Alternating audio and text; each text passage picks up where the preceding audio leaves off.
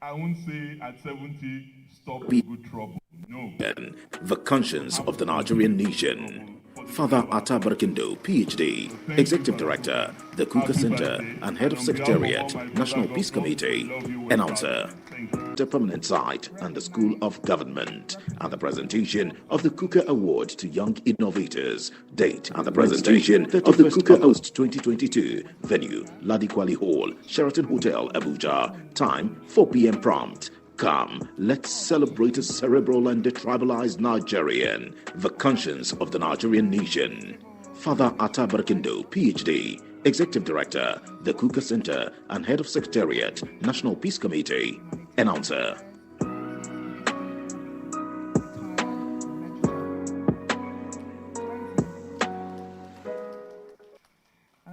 It's time to celebrate an icon, a unique personality, and a visionary leader. Come, let's celebrate Bishop Mathew Hassan Kuka at 70 under the distinguished chairmanship of His Excellency Right Honorable Aminu Waziri Tambuwal, CON, the Executive Governor of Sokoto State. Special guest of honor, His Excellency Dr. Goodluck Ebele Jonathan, GCFR, former President, Federal Republic.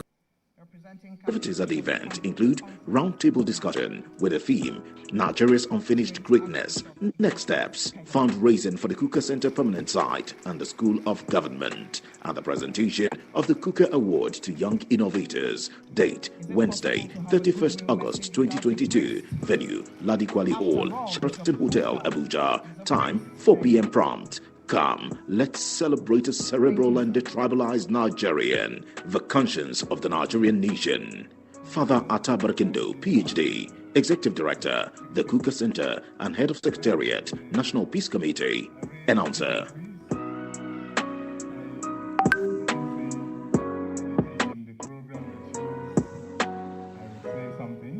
Oh yes, it's time to celebrate an icon, a unique personality, and a visionary leader. Come, let's celebrate Bishop Mathew Hassan Kuka at 70 under the distinguished chairmanship of His Excellency Right CON, the Executive Governor of Sokoto State. Special guest of honor, His Excellency Dr. Goodluck Ebele Jonathan, GCFR, former President, Federal Republic of Nigeria. Activities at the event include roundtable discussion with the theme Nigeria's Unfinished Greatness, Next Steps, fundraising for the Kuka Center permanent site and the School of Government, and the presentation of the Kuka Award to Young Innovators. Date Wednesday, 31st August 2022. Venue Ladikwali Hall, Sheraton Hotel, Abuja. Time 4 p.m. prompt. Come, let's celebrate a cerebral and detribalized Nigerian, the conscience of the Nigerian nation. Father Atta Barkindo, PhD, Executive Director, the Kuka Center, and Head of Secretariat, National Peace Committee. Announcer.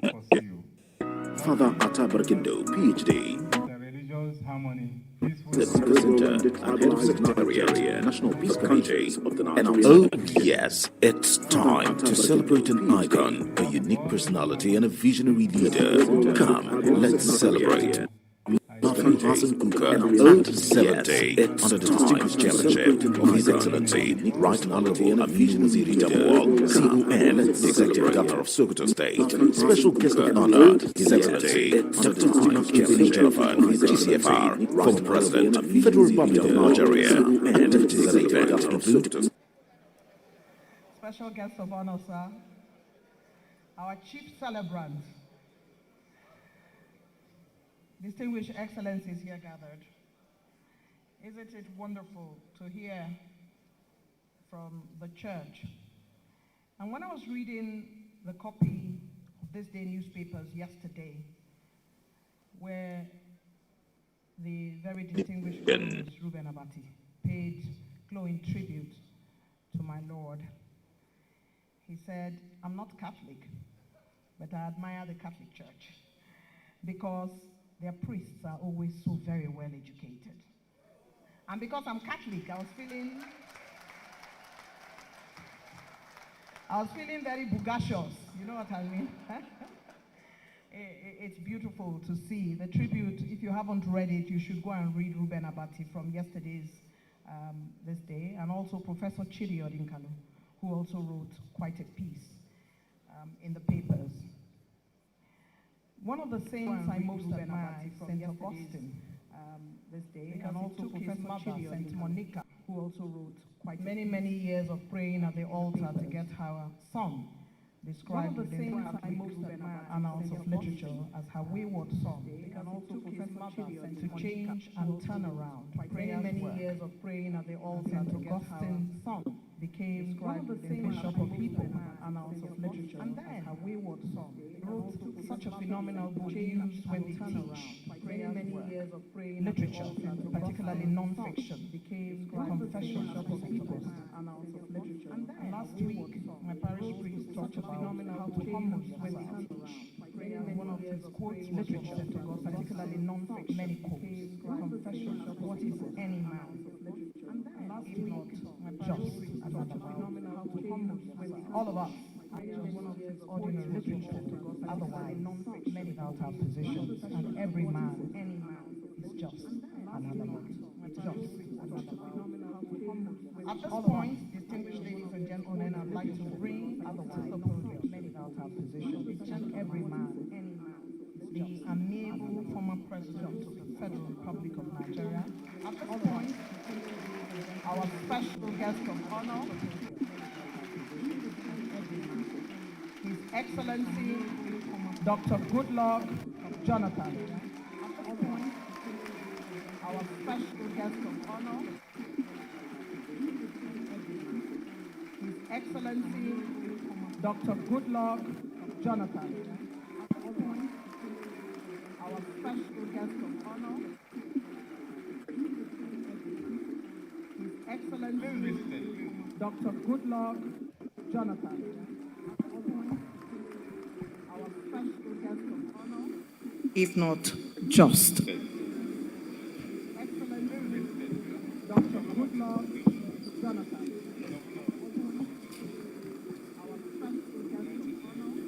If not just. The chairman of this occasion, the governor of Sokoto State, here today being represented by my good friend, His Excellency Emeka Yodiowa, former governor of Imo State, chairman of this occasion, former deputy speaker, the governor of Sokoto State, here today, the chairman of the Governors Forum, the governor of Pakistan, and the governor that Emeka Yodiowa of Edo State, former governor of Imo State, chairman of this occasion, Ogun State, the governor of Sokoto State, Akwa Ibom State, and the deputy governor of Bayelsa of the Governors Forum, the governor of Pakistan, and the governor that the secretary to the government of the Federation, Boss Mustafa. Thank you for gracing this occasion. Akwa Ibom State, let me appreciate the deputy governor of Bayelsa, the clergymen here with us. The Secretary to the Government of the Federation, Archbishop of Abuja, thank you for the Papal Nuncio and other clergymen that are here. Let me not go in. The clergymen here, the Sultan of Sokoto being represented, the Secretary to the Government of my dear friend King AJ Turner, and other royal fathers that are here with us. And other clergymen, members of the National Assembly, serving and formers are here with Sultan of Sokoto being represented, the President of the National Industrial Turner, and other judicial officers that are here with us. Distinguished ladies, serving and formers are here with Sultan of Sokoto being represented, the President of the National Industrial Turner, and other judicial officers that are here with us. I am pleased to be part, distinguished ladies, of the celebration of my dear friend, Sultan of Sokoto, Lord Bishop Mathew, Hassan Kuka, and other royal judicial officers that are here with us. The occasion of this 70th day of the celebration of my most people believe that the office 70th, Lord, because it is quite vibrant. Let's witness the unfolding of this in the light here day of the grace. Most people believe that the office 70th, Lord, because it is quite vibrant. It's a privilege to witness the unfolding in his life of the grace, of the promise of 10, which is the scriptural minimal. It's a privilege, but of course, when the Bible talks about 10 in his life, doesn't say that grace we should die at 70.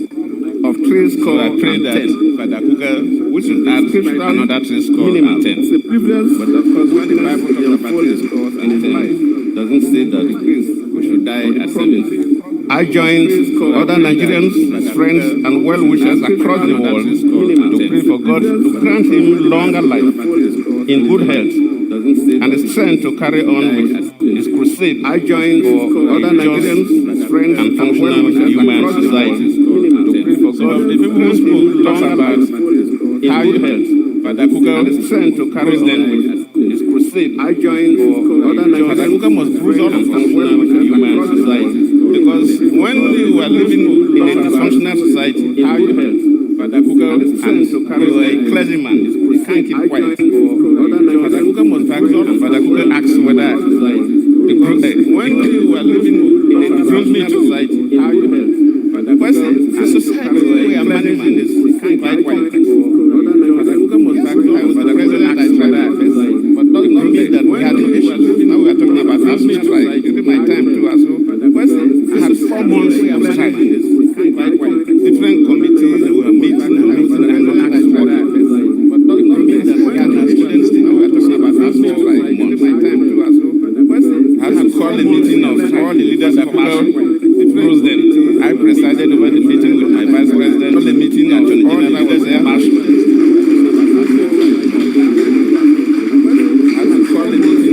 said that night we must solve that problem.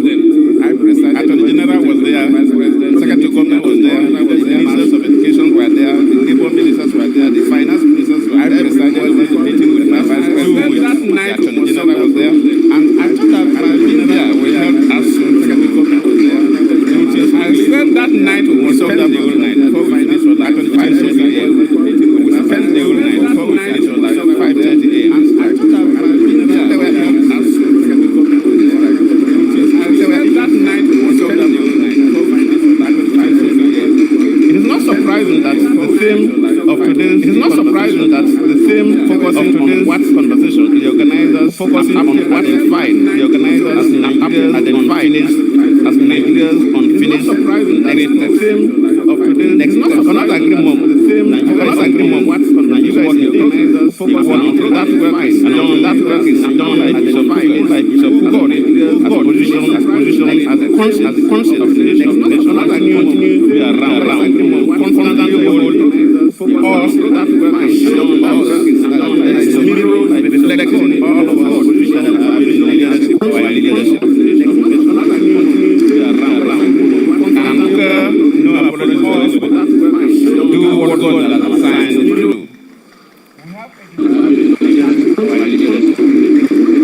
We have a distinguished panel that will interrogate this topic, and the moderator is around, so I know her capacity. So was invited as special guest around much. I believe the panelists just the topic, so I know. In the course of the last few years, since I left government, we have been involved in the work of promoting democracy, credible elections, and peaceful constitution across Africa, which is the focus of my last 2 years with the Journal Foundation. From what I know, and I have seen, I cannot confidently say that the experience and struggle of my development are similar across Africa. Nigeria may not be where we want it to be now. Experience and struggle, but we should not give up. Not focus on the negative. Nigeria judges from where we are coming from, we want it to be now. Story from another nation, to 1961, getting independence, and from 1960 to today. Focus on the negative. We have progressed significantly. I know we have issues, but that the nation is an organic being that sometimes suffers setbacks. Along the line from 1960, the nation, no doubt, has had its own issues of setbacks. The nation acknowledges an organic being at the time given setback rule, we have been experiencing setbacks. And I was with the years civil war, no doubt, has had its own set of setbacks. But it has a setback.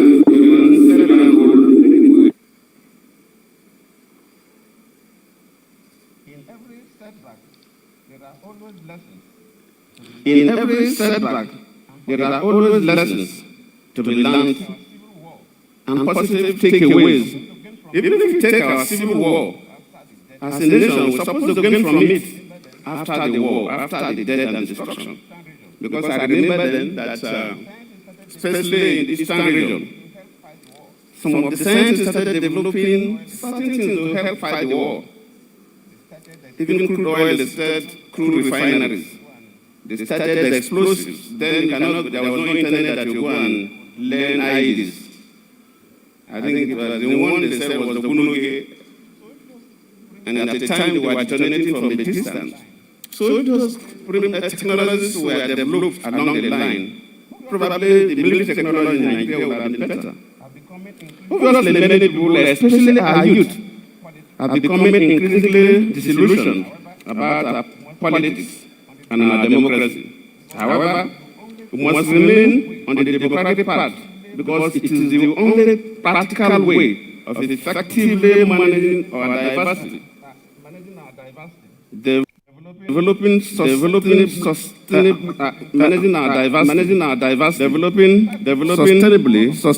and recording progress as a nation. The task before all of us, not to lower our guards, lest the democracy we cherish today succumbs to threats and recedes into fascism tomorrow. Because there are signs looking across the states and so on. Some governors are here. We are derailing some quasi-fascist form of government. Democracy is not all about election and winning elections. Democracy is about accommodation. We as leaders, especially now that elections are coming, leaders at the state level must accommodate different views.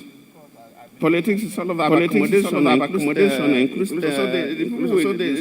I believe that they will interrogate this topic very well. We must have a country that we all believe in. If you look at the statement made by independence, because we had three major regions, the Midwestern region, people were thinking more about their regions. So even now, people don't believe that Nigeria is their nation. Will tell you clearly that Nigeria is not a nation. Yes, we know that in terms of that technical definition. But it is not only Nigeria. That we have different nationalities coming together. Almost all the countries in Africa can say there's no country in Africa that is only one nationality. You see maybe in the Arab world, America and South America and so on.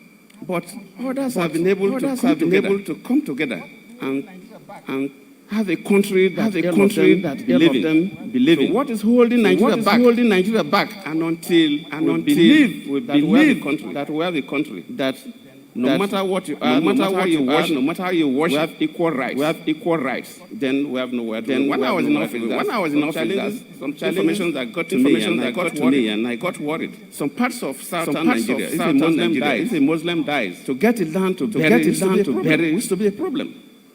Some parts of the north, if a Christian group want to build a church, you cannot get land from the government.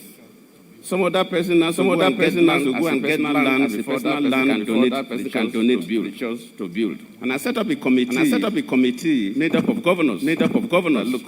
Look, we must move away from this decision to not lead the country anywhere. Unfortunately, that came towards the tail end of the government and couldn't go too far. But these are the things that worry us. Nigerians must be proud of being a Nigerian. No matter how you worship your God. Look at just West Africa. Go to all the countries in West Africa. There's no country that don't have Muslims. Why is that of Nigeria is different in different proportions? Nigeria in Africa, yes, countries have different problems. But in terms of religious in Africa, yes, crisis that religion is bringing. But in terms of religious, Nigeria's case that religion is bringing to us in Africa. Nigeria's case. And we must cure that in Africa. The young people must cure that. And we must cure that. All consider the young people must cure that. And we must, towards this goal, Nigeria, we are our nation. Again, faced with a good, towards this goal, opportunity of choosing our leaders, as the elections are coming up now, opportunity of choosing our leaders. The elections are coming up now. Remember that I did not recognize Asiwaju Bola Tinubu. Remember that I did not recognize APC presidential candidate and my good friend Kashim. The Senator APC Kashim, the running presidential mate. candidate Sorry, and my good friend Kashim. Here in my December, I Senator was Kashim, rushing, the running mate. Sorry, because I put here in my December. The elections are coming. It's an opportunity for Nigerians to select. The elections are coming. It's an opportunity for Nigerians to select people they believe can build this country. I decide to be fairly neutral in terms of the politics. I decide to be fairly neutral in terms of the politics. I'm quite impressed that the recent statistics the INEC published.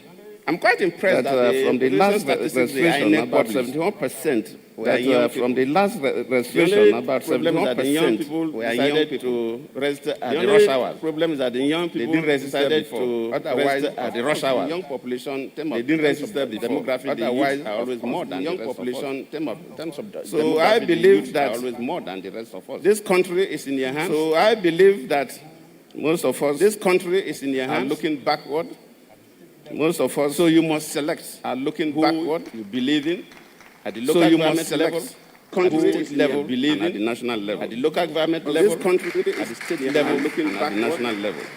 Most of us, so you must select. You should not be used for destructive purposes going to you should not be used for destructive purposes going to election material boxes and you must have this country and election material. You must have this country and push your country. Today's program, as we have been told, is a twin event.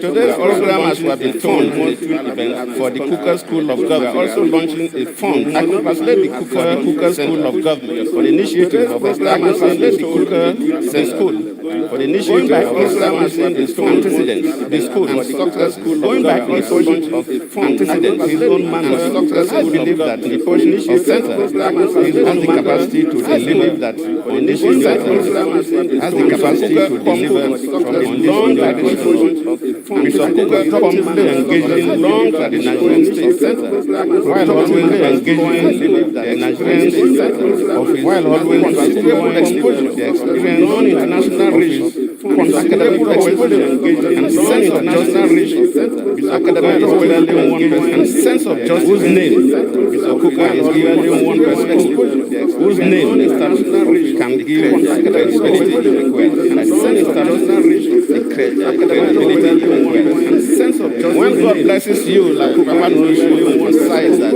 When God blesses you, like Papa knows you, emphasize that. I agree with Bishop Kuka. And when God blesses you with great intellect, when God blesses you, when God blesses you with great intellect, as He has done you like Frank Cable, as He has done in the Almighty God, Frank Cable, other assignment to the Almighty God blesses you like so. Other assignment as He has done you not only winning Kuka we know, but as He has done in the Almighty God winning conscience. Other assignment that is the Almighty God has played. Other assignment that is the I'm very well. I believe that the Kuka School of Government is coming. I believe that the culmination of all order of the culmination of all order, and I believe that the Kuka School of Government has coming. I believe that this school, the culmination of all order, which I did, the culmination of all order, and I believe that and this issue down, when it is national down, and I know and are not presenting government in this partisan question down. But when it is very confrontational to the government, it's down. When it is very confrontational to the government, presentation becomes a confrontational. That's why you see. So when presentation becomes a confrontational account, that's why you see. When it is very confrontational of government, one to come and account. When it is not behave like an of government, presentation becomes a confrontational. It will not behave like an individual. Sometimes we talk about the national interest. What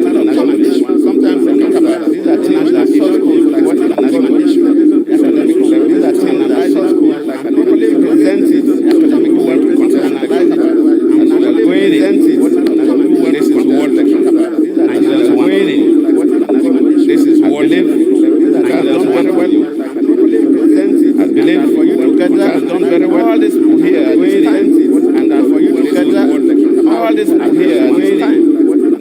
This is what live how on behalf of the Lord Jonathan Foundation, live for you to gather on behalf of the Lord Jonathan Foundation, and I wish you all these people here at this time.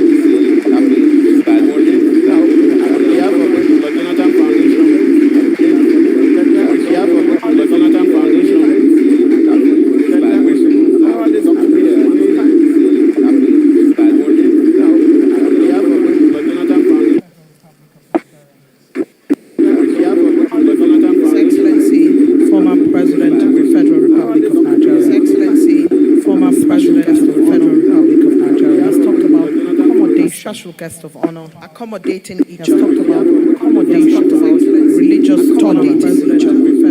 He has talked about religious tolerance, not lowering our guard. He has talked about protect our democracy, not lowering our guard.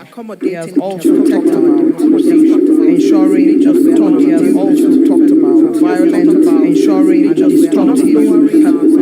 Violence. He has talked about how Nigeria is really the crown of the African continent. He has talked about how Nigeria is really the crown. Another Abuja round of applause for how we can excellence. Another Abuja round of applause for His Excellency. Excellencies, distinguished ladies and gentlemen, I'd like to remind you. Excellencies, distinguished ladies and gentlemen, I'd like to remind you a short while we will start panel discussion after another Abuja round, a short while, and then panel discussion after a document able to contribute to the CAS and remind you one of the high points able to contribute to the CAS. Please also remember another side of this gathering. Please also remember that another side of this gathering has to raise up with the Kuka Award. This Kuka Award is for young techie innovators. Kuka Award is for young receiving prizes today, innovators, and the process has been very rigorous. Prizes today of the young people, and the process has been very rigorous. To pick up the young people. 11 quickly recognized prizes for young Major General today. 11 quickly recognized. Process has been very Major General today, and we like the young people. Process has been very rigorous with us today, and we like the young Director General of the quickly recognized commission. Former Director General of the quickly recognized commission. Major General Sokoto. A very distinguished Senator Ifeanyi Araru. Very distinguished other distinguished Senator Ifeanyi Araru. Other distinguished senators would like to introduce and greet the very distinguished representative and excellent governor of Kaduna excellent representative governor of Kaduna special advisor represented today introduced by the special advisor intergovernmental services excellent governor of Kaduna. We have Barrister Julius Abusie, chairman. We have Barrister Julius of the Labour chairman by national chairman of the Labour Party. We have Barrister Julius Abusie, chairman. We also have in our midst today two representations. We also have in our midst today two representations from the Pauline Juma senior special assistant. One of them is Women's Juma. We also have in our midst today Pauline Talent. There's also a message. We also have in our Pauline Talent not make it here. There's also a message due to health. From the Pauline Talent sense not make it here. One of them is due to health reasons. She has sent a message to Pauline Talent to deliver a message. I'd like to say very quickly that we have in our midst a message due to health. I'd like to say very quickly, former Senate leader, the very distinguished Senator Victor, former Senate leader, the very distinguished Senator Victor Domeba. Having made those recognitions very quickly, former Senate leader, having made those recognitions, former Senate point, I do also see Director General of the Michael Institute for Labour Studies, Director General of the Michael National Institute for Labour Studies. Having made those recognitions, where are you, sir? Having made this distinguished representation, I'd like to having made this everybody who has come, I'd like to who has come here today, everybody who has very distinguished in the side who has come here today. Where are you, sir? If you very much love him, we should not side our celebrate. Therefore, we know that everybody here loves him. You would not be here. Therefore, we know that everybody here loves him. That's why we let's give ourselves for being able to make it today. At this point, point, I'd like to call being able to make it today. At this point, I'd like to call the media to documentary so that everybody, my Lord, Bishop Kuka. For being able to make it today. At this point, I'd like to call being able to make it today. At this point, I'd like to call the media to documentary so that everybody, my Lord, Bishop Kuka. Bishop Mathew Hassan Kuka, priest. Bishop Mathew Hassan Kuka, to the common man, priest, is one not hidden from us, and a friend to the common man. Is born on August 31st, Bishop Mathew Hassan, born on Truna Ikuri, 31st, 1950, in Zangon, local government area of Kaduna State. In Zangon, local government area of Kaduna State. Father Kuka, everybody want to listen to sermon. Everybody want to listen great homilist. Father Kuka at that time was the first great homilist that came. Father Kuka at that time was the first land priest that came at the Catholic Church. He was instrumental to get to the Catholic Church. He was instrumental to get somebody that didn't tolerate injustice. You can't cajole whoever you are to do something that is wrong. You can't cajole bishop to do something that is wrong. Justice. Somebody that didn't tolerate injustice. You can't cajole whoever you are to do something that is wrong. You can't cajole bishop to do something that is wrong. Justice.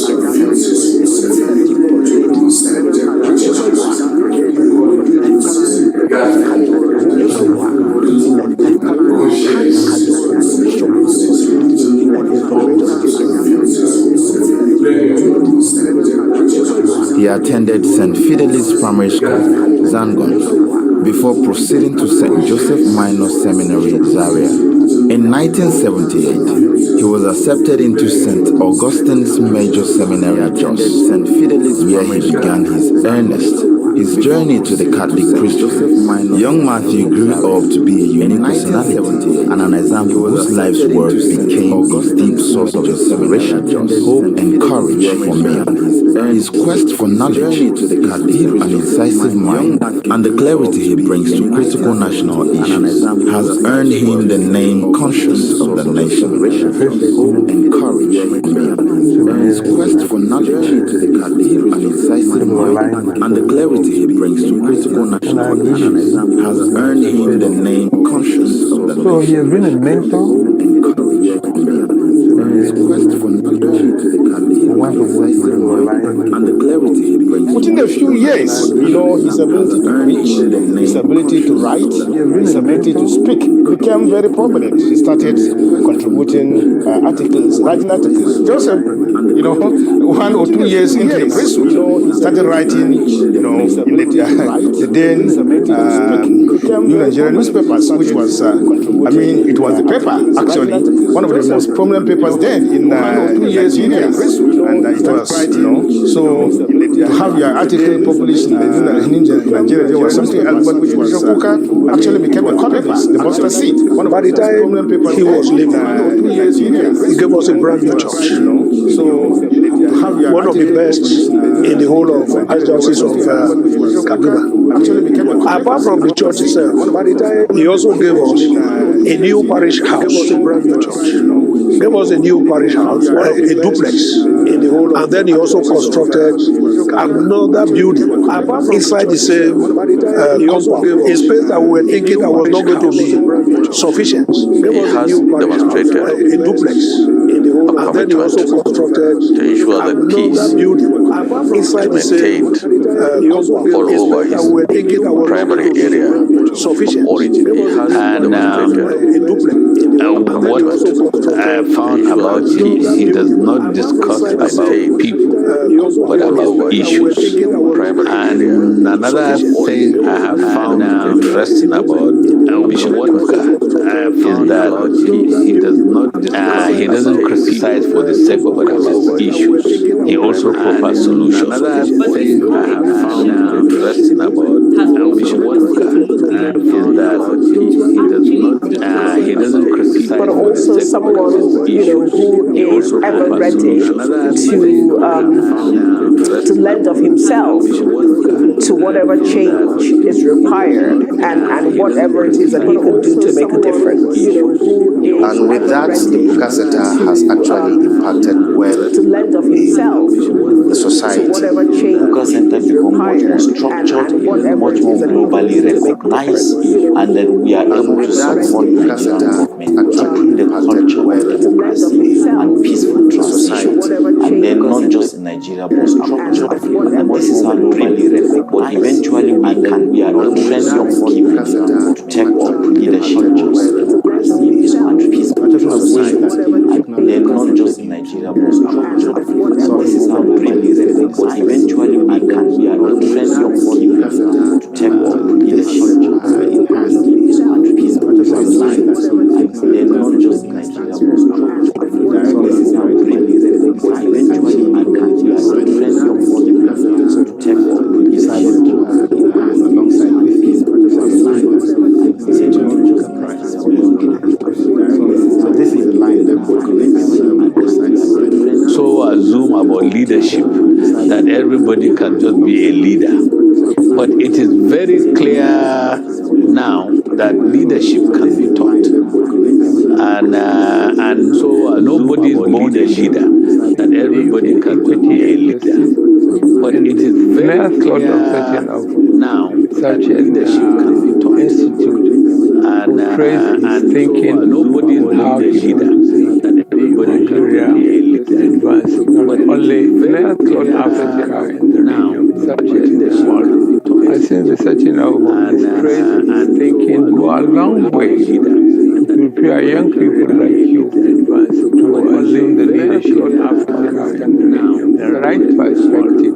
I think the setting of without bias thinking go a long way to prepare young people like you. So I commend you for the leadership of Africa. I want to wish him well and right perspective, and I will call on all Nigerians to really contribute to fund the institute that he wants to run. He calls you to share his dream, a dream conceived for a better Nigeria, for the good of our children in generations yet unborn. So I commend you for the leadership. I want to wish him well and right perspective, and I will call on all Nigerians to really contribute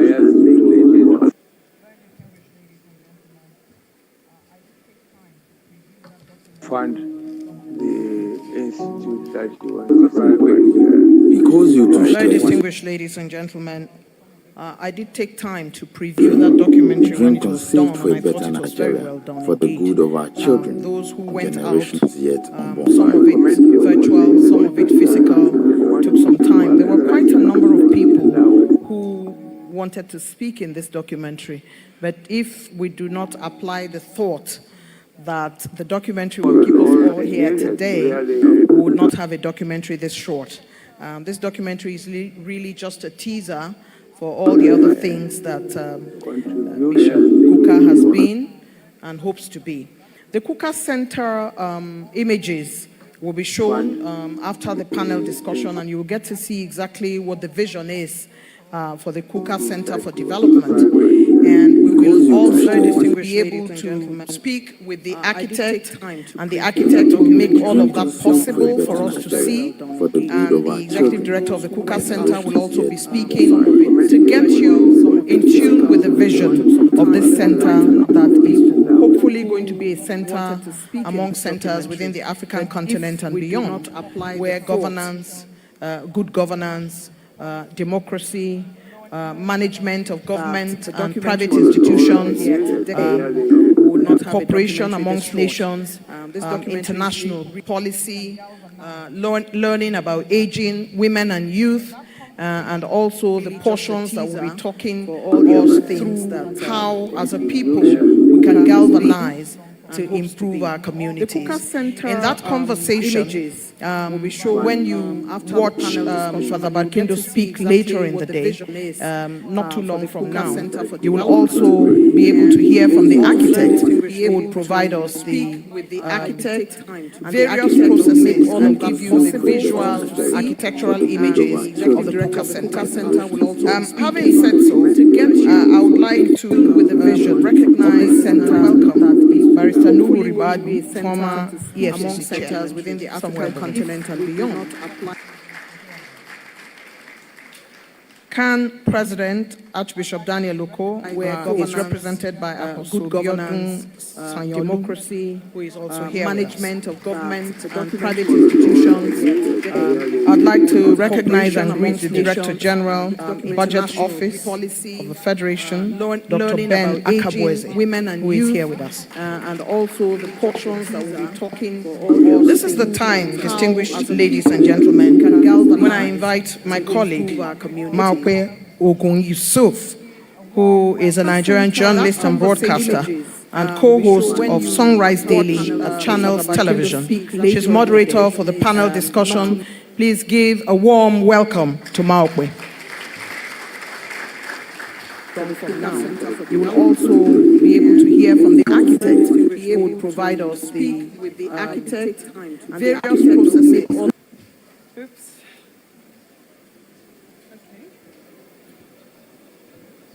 And give you the visual architectural images. I'm not very certain how the chairs have been arranged, but I'm just going to sit anywhere and make myself comfortable. I'm not very certain how the chairs have been arranged, but I'm just going to sit anywhere and make myself comfortable. Good evening, Your Excellencies, my lords temporal and spiritual, and to the celebrant, Can President Bishop Mathew Hassan Kuka, happy birthday to you, my lord. Who is represented by Apostle Governance, Democracy. A lot of things have been said about you. I like the fact that the pronouns you said, you're a priest.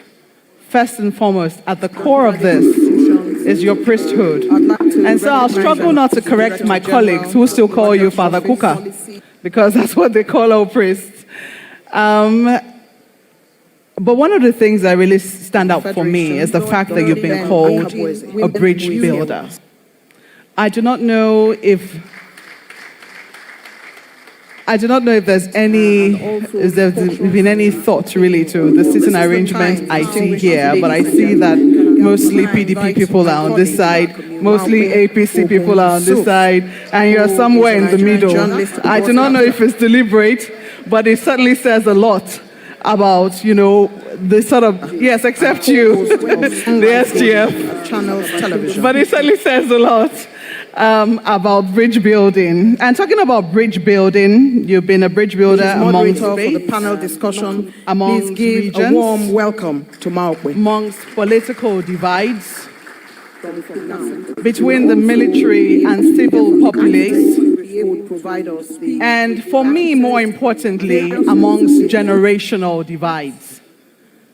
And I do not think that this is appreciated enough. That Bishop Kuka called me himself and asked me to moderate this. A young lady, I'm female, by the way. I think that's the only one I'm going to harass you for. I'm not very certain how the chairs have been arranged. It is highly significant. But I'm just going to sit have not seen any woman come here to give you a goodwill message. Well, take mine as the first goodwill message that you'll get. My lords temporal and spiritual. And I was born in the military era, about the first Bishop Mathew Hassan Kuka, General Muhammadu Buhari. When Nigeria entered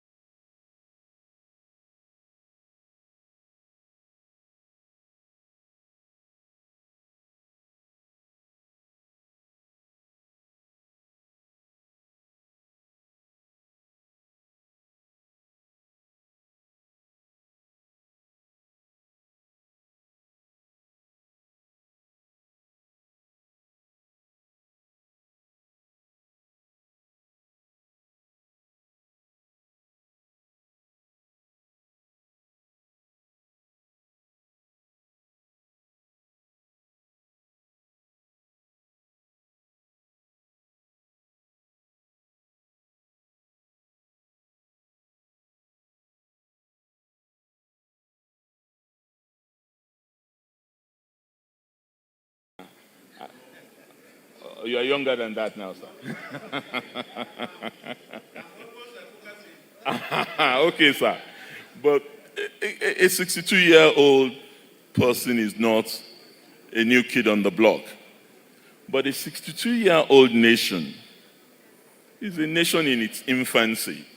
I'm not saying that to suggest complacency on our part, but to underscore that we have the opportunity to still keep strengthening the bonds of unity. And I think that is the most challenging issue for us. We all tend to focus more on development, because that is really what is immediate to us. But you cannot give what you don't have. Development would only follow when we have a nation. And to have a nation, we need to have an elite consensus in which we all agree on what this nation means to us. I am not so sure we have arrived at the destination of that elite consensus yet. But that is the mission towards building Nigeria's unfinished greatness. But let me stop there. Thank you so much. When you think about, and this is drawing from his first thoughts, and maybe the last line of what he said about elite consensus, why would you say that it's been so difficult for us to forge an elite consensus, if you agree with that statement? Okay, thank you very much. I think he started by talking about incrementalism, that we need to make progress incrementally. But if you look at the history of countries, there are always moments of disruption. Moments incrementalism may not work. And so you have leaders disrupt that process, reconceive, and redefine. So the problem of elite consensus is that Nigerians have diverging conception of the problem they face. So I would like to start with a diagnosis to say that our problem have diverging conception of the problem they face. So I would like to start with a diagnosis to say that our problem has two planks. One is what I call foundational crisis. The other I call derivative crisis, meaning that these derivative crises can only be fixed if you resolve the foundational crisis. So there are three foundational crises. One is the role of religion in state. From 1954 to 1959, at the London Conference, Nigerian leaders did not create a consensus, what we can call incomplete theorized solution. So we couldn't agree on the nature of the Nigerian state. I had the opportunity to speak with President Wahid at Kennedy School when I was a teaching fellow there. And I asked him, Indonesia is a country of approximately 80-something to 90% Muslims. So why are you stable? Why didn't you people adopt Sharia at the beginning? And he told me that they decided to take out what we call public or criminal Sharia. So they were able to create a consensus and create a state that had the capacity to have a much more balanced state-religion relationship. That's the one crisis. You need to sort it out. It could take many forms. The strict separationist form in the US, France, the accommodationist form in the UK, the church partnership form in the German. But you must have coherence. First issue. The second issue is issue around citizenship and nationality. Citizenship and nationality. Nigerian leaders have failed to focus and take time and define whether they want to be a multinational state or a national state. The third one, I call it the productivity and merit crisis, which is basically, do you want to run a modern economy that's based on some sense of merit and egalitarianism? Do you want to allow prerogatives, patrimony, to define economic transactions? And so these three crises is where His Excellency talk about consensus. So if you have consensus of that area, then the derivative crisis, namely, for example, the fact that we have decentralized dictatorship. Local governments are not functioning. Local governments are almost like where you have authoritarian rule. The fact that we don't have efficient state service delivery, NEPA, where I worked, power sector, were able to resolve it. The fact that the Nigerian state is like ineffective state where values rule of law don't operate. For example, we should be talking about oil bunkering. We should be talking about a state where oil is stolen. Those who may be responsible are known. We can't deal with them. You can't talk about a modern state. We have something as basic as things like oil block sharing. It never happens in modern economy. So the point is this. We need to create consensus around this core foundational crisis. Then the dynamics to resolve derivative problems will be there. But oftentimes, and let me end with this election period is like any other, like I said, but it's unlike any other. We have come to a point where you must be bold on all sides to disrupt, reconstruct, and redefine the Nigerian state so that it can enter the next century efficient and stable. We have two problems, social order and efficiency. And those problems relate to foundational lack of consensus on those foundational issues.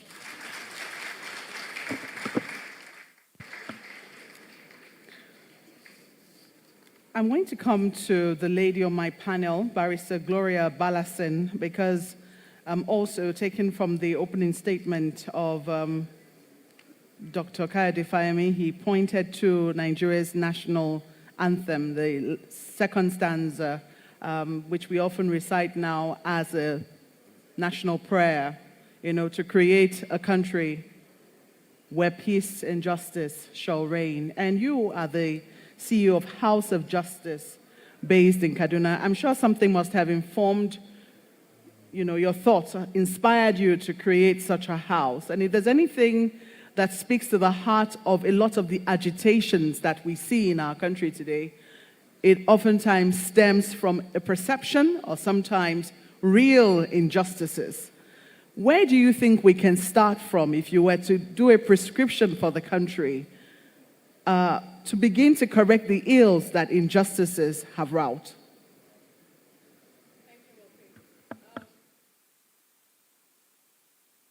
Conversation, usually when it comes to the Nigerian state, is always from a pessimistic point of view. But for me, I would think that the major issue is how we want to run a country by alternate reality. We want to run a country that is governed by rule of law, but we don't want to obey the law. We want to have a judiciary that works with laws, but those laws are at divergence with justice. We want a country where things work, but there are some people who feel that they are above the law. And that is why I kind of have a bit of a divergent opinion to the conversation around elite consensus. Because if you're going to run a nation, it has to be a defined territory with defined people and common leadership, which means that nobody will be placed at the edge, at the fringes of society, which is what we constantly do. And so at the heart of building the justice must be at the core of it. And we always talk about the primacy of Section 14, the security and welfare. If we put that in context, what it means is if you fail in security and providing welfare for the people, you have failed completely. But Section 17C, which is probably the shortest provision in the 1999 Constitution, says that governmental actions shall be humane. And when the word shall is used, it gives no alternative. And we want to run a government that thinks that people exist for doings and that people should not be treated in a humane manner. That provision just, makes the assumption that because there's a common humanity, leaders will act in that vice. And that is why earlier on, when the moderator, Mrs. Abu, spoke about how at the end of the day we're just human beings, we need to underpin that in terms of how we interact in this nation, that there shouldn't be certain people in this country who feel excluded, probably because of where they come from, the religion that they subscribe to, or their status in life.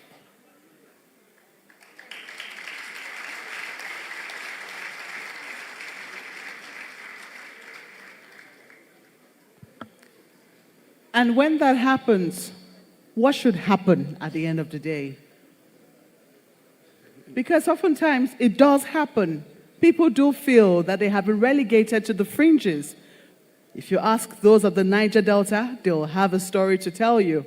If you ask people of the Southeast, they will have stories to tell you. If you ask the Talakawas of the North, they'll certainly have a story to tell you.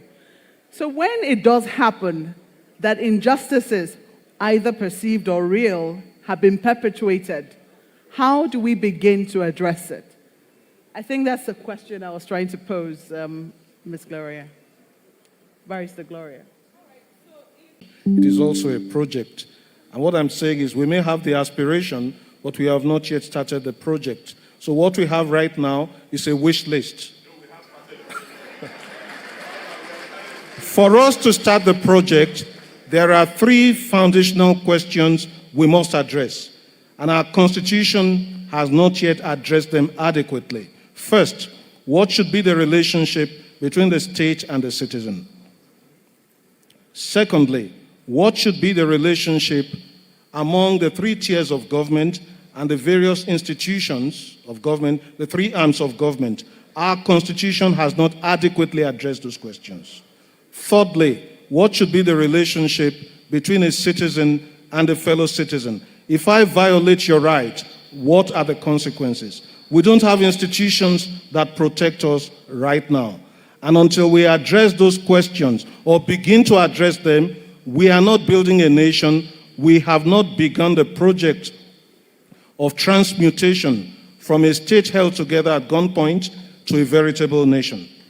Continue this conversation outside of your father. But we have those institutions.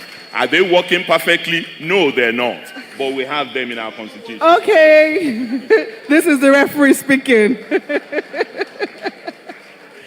I'm going to come to you now. Barrister Gloria Balasin, your closing comments, please.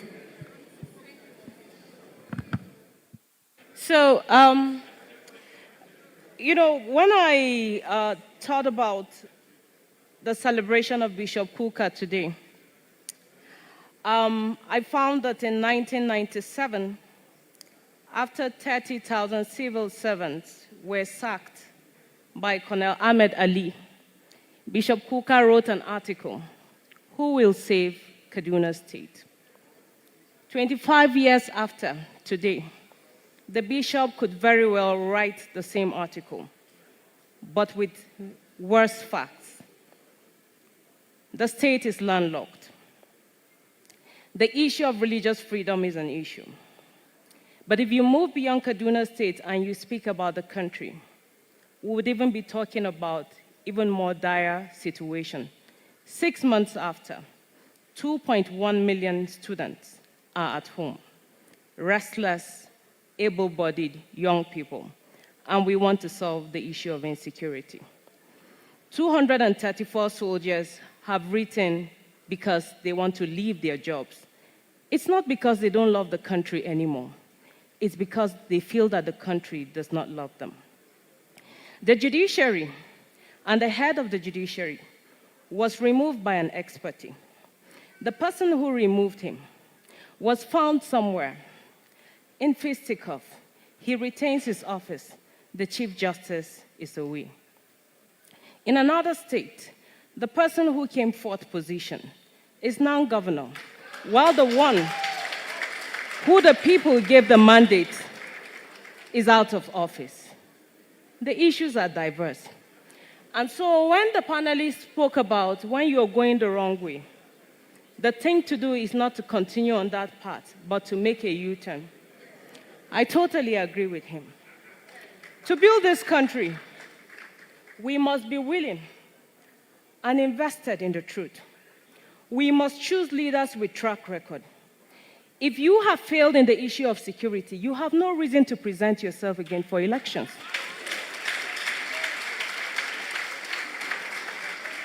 And speaking about our universities, we say that we award certificates in learning and character, but it is in the same universities that certain people of certain faiths are excluded. How do you explain that? And when you have professors who go to supervise elections, they are also caught by the very thing they should be solving. That is corruption. So my recommendation will be this. Are there magic bullets? I believe that there is a magic bullet. That we must learn to do what is right. That we must not be looking for loopholes that we will exploit so that we can now foist on the Nigerian state our own powers. That we must not be looking for loopholes that we must look beyond our own selves so that we can accommodate everyone. On the Nigerian state because if people don't feel a sense of belonging, you cannot also force them not to look for a state or some other place where they can feel fully human. And I hope that Nigerians will realize, just as the book says, that we can be great. But and I hope that Nigerians and wishful thinking, we must invest in success. That we can be great. But and I hope that Nigerians and wishful thinking, we must invest in success. Thank you very much. Barrister Gloria Balasin, thank you so much. I'm going to come to you now, Dr. Sam. Thank you very much. Barrister Gloria Balasin, thank you so much. I'm going to come to you now, Dr. Sam. Just my last intervention will be to try to reconcile Governor Fayemi. Just my last intervention.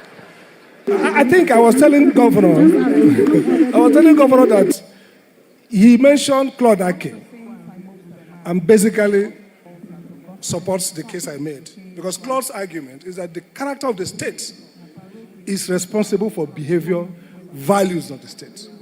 So when my friend Gloria talks about rule of law, let me give this information. Nigeria was the first country in Commonwealth Africa to have a Bill of Rights in its constitution in 1960. The first in Commonwealth.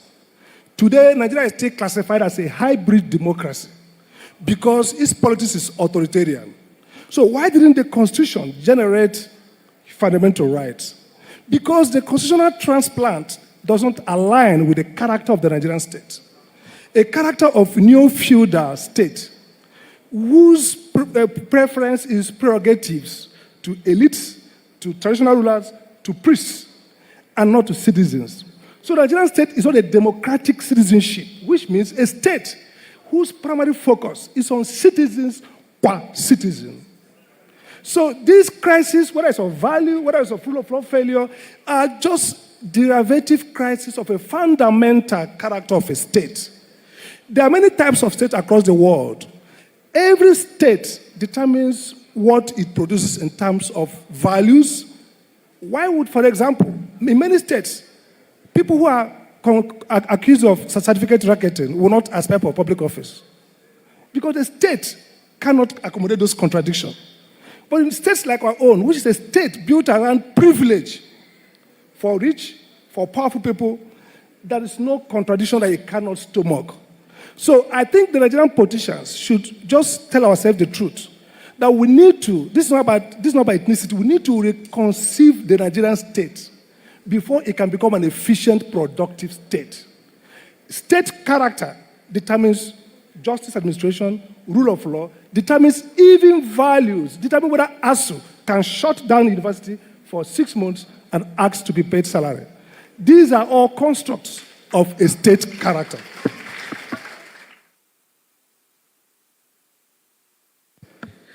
Okay, it gives you much more to continue to reflect on than actually provide answers. I don't know if I'm the only one getting that sense. But I'm going to come to you, Mr. Kabir Adamu, who to also take your own thoughts as well. Thank you very much.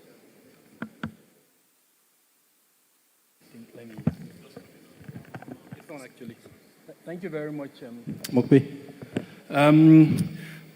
I'm just going to highlight some of the statements that have been made.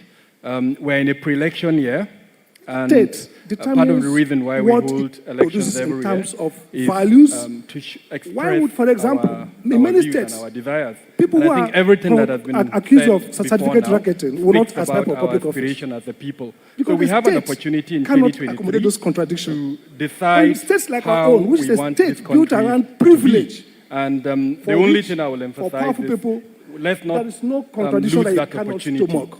The president So I has think the Nigerian spoken about his politicians should commitment just tell to a ourselves the free and truth. fair election. That In we fact, he need has to, this is not by that ethnicity, we commitment need to by the reconstitute new the Nigerian Electoral state Act and several before other it can things become that an he has done. efficient, INEC is productive doing an state. amazing job.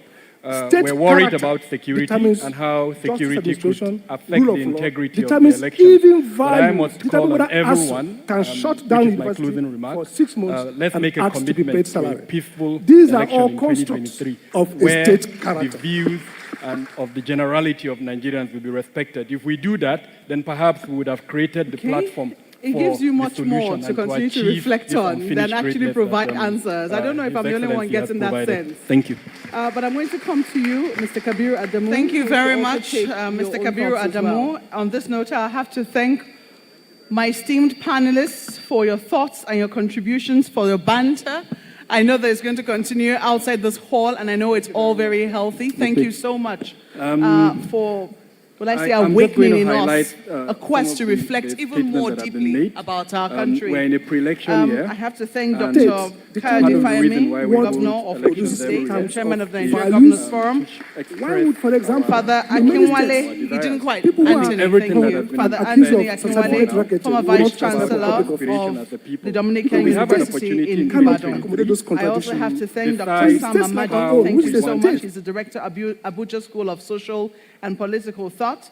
Mr. Kabiru Adamu, who is the CEO of Beacon Consulting, thank you so much for coming on as well. And Barrister Gloria Balasin, who is the CEO of House of Justice.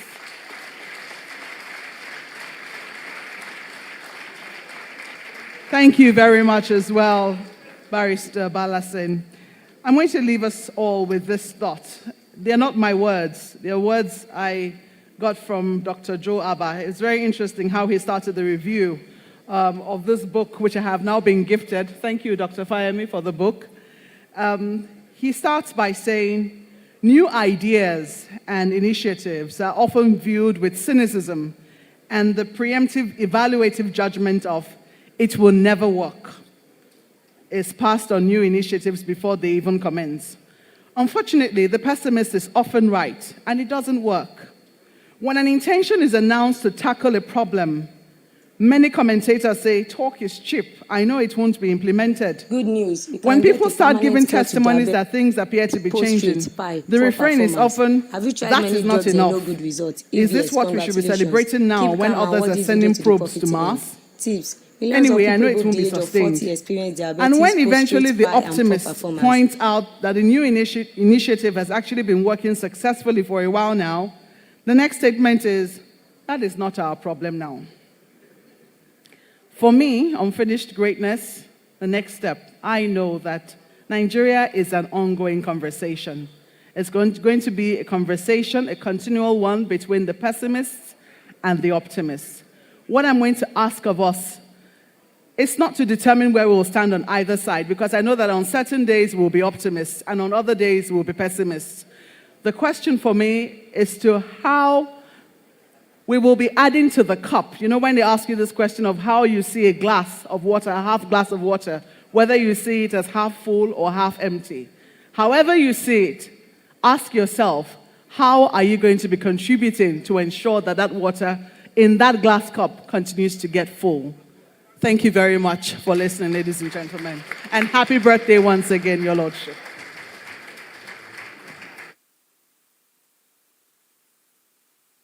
Ask the panelists and the moderator to stay together for a photograph. My Lord Bishop, may I invite you and the special guest and chair to please join in the photograph with the panelists. Please remain where you are. Please remain where you are. Your Excellency, sir, I'd like to crave your indulgence for a quick photograph with the panelists. Thank you very much. Mr. Chair, thank you very much. Nigeria, send your address phone number to 090 60 81 3300. And so this picture will be quick. Only. Free shipping to a really quick photograph 090 60 81 with the panelists. 3300. Thanks for watching. Place your order now. While this is going on, I'd like to call for a round of applause for a fantastic panel and moderation. 3300. It went very well.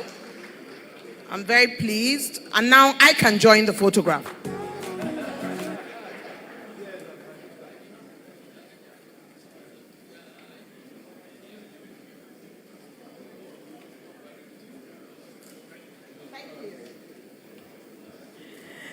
Mr. Chair, His Excellency the Governor of Sokoto State, His Excellency the former Governor of Sokoto State, His Excellency Atahiru Bafarawa, who has also joined us. We welcome you, sir.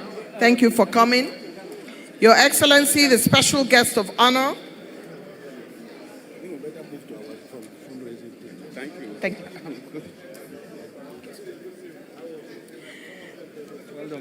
Thank you. Thank you. Well done. I would like at this point to crave your indulgence to settle down, please, and to announce that Nasarawa State University settled down, where my Lord Bishop holds a very important position of Pro-Chancellor, has donated the sum of 1 million naira. Nasarawa State University, the Deputy Vice Chancellor was here, Professor Saadatu Hassan Liman, Deputy Vice Chancellor Admin, has made that pledge of 1 million naira from the Nasarawa State University. I'd like to ask you to please look at your pledge forms and ensure that those pledge forms are filled. I'd also like to recognize and greet the Director General of Voice of Nigeria, Mr. Osita Okechukwu.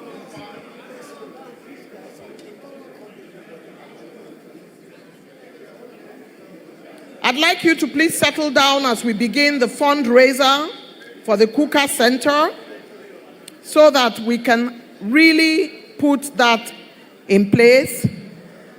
I can see Sir Peter Aliyu, former head protocol of the FCT.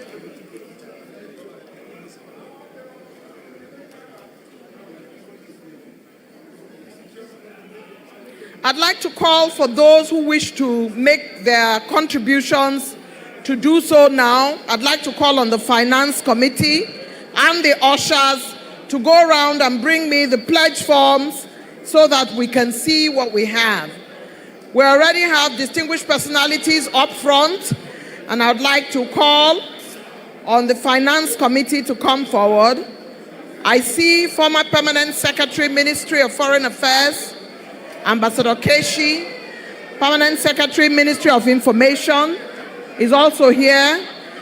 Can we settle down? The Finance Committee should come forward and collect the pledges and collect the donations.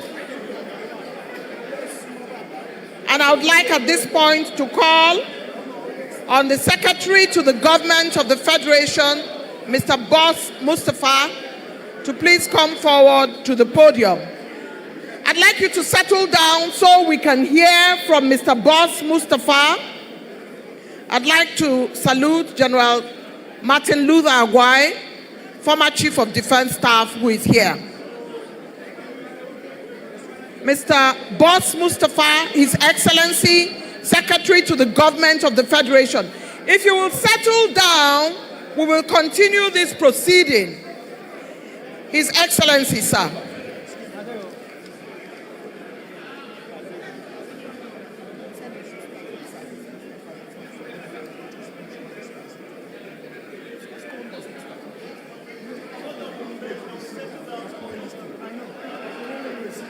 Please, can we sit and give due respect to the Secretary to the Government of the Federation, His Excellency Boss Mustafa.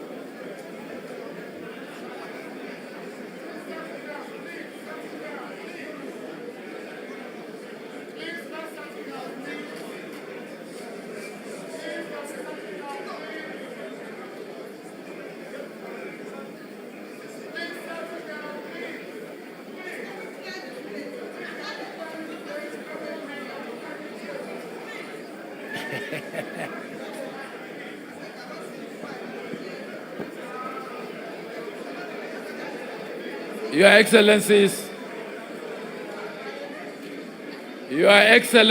distinguished ladies and gentlemen, can you take your seats, please?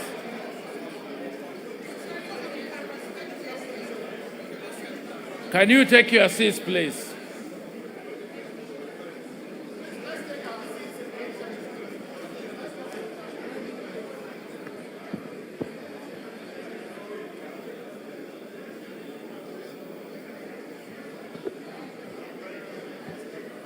Your Excellencies, distinguished ladies and gentlemen, can you take your seats, please?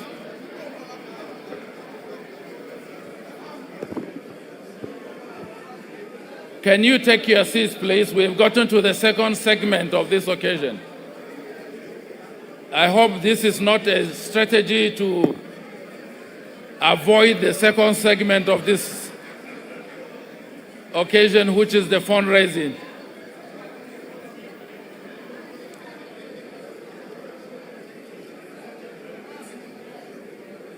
Your Excellency, the Governor of Sokoto State, Right Honorable Aminu Tambawa, who is the chairman of this occasion, Your Excellencies, the governors of the different states that are here gathered, our celebrant, Bishop Mathew Kuka, Your Grace, the archbishops from the different archdioceses, the presidential candidate of the APC and his running mate and other presidential candidates, all their representatives that are here, distinguished ladies and gentlemen, I have been left with the most difficult task, the second segment of this very important occasion, which is the fundraising for the purposes of the construction of the permanent site of the Kuka Center. Let me start by making very few remarks. So much has been said about Bishop Mathew Kuka. Love him or hate him, Bishop Mathew Hassan Kuka is a true Nigerian who lives Nigeria, breathes Nigeria, and speaks for the good and well-being of Nigeria.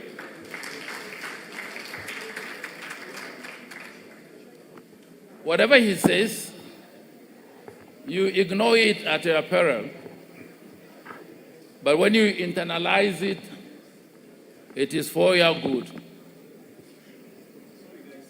My Lord, Bishop Mathew Kuka, on the occasion, very auspicious occasion of your birthday, 70 for that matter, 70, I believe God is not done with you yet. As you continue to be the conscience and the mirror through which we can look at ourselves and our country in perspective. I want you to continue in that train because, like I said, whether we love you or we hate you, you are a true reflection of what a Nigerian leader of conscience ought to be. And for that, we remain eternally grateful to you. I will now go to the assignment that has been ascribed to me, which is to mobilize funds for the purposes of the permanent Mathew Kuka Center. I'm not afraid of that because I've had the courtesy of sitting amongst governors from the oil-producing states, starting from Emmanuel to Godwin to Dixon. By extension, Emeka was sitting there from Imo State. He's also part of the NDDC. So they have assured me that within the context of whatever you require, I've looked at the list and the sums of money that we are supposed to raise for the main office that I would assign to Ima because he is the highest producer of crude oil as of now. The second, the School of Government. Oh, okay. The first object here is 450 million naira. I'm ascribing that to Akwa Ibom because you are the highest producer. The second, which is the halls, library, classroom, offices, you hold place. You are a placeholder for the governor of Bayelsa, which is about the second or the third largest producer. Having said that, distinguished ladies and gentlemen, this is a moment where we need to show faith. So much having spoken about the integrity of the man that we... Ima, you promised that you are going to support me. So what are you taking? Before I continue, and I call Godwin, I call Dixon, I call Emeka, what are you taking?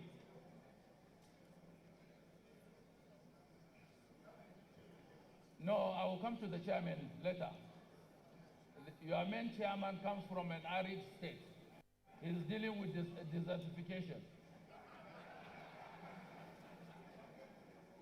Let me now, with Jesus' joy, invite the governor of Akwa Ibom for this purpose.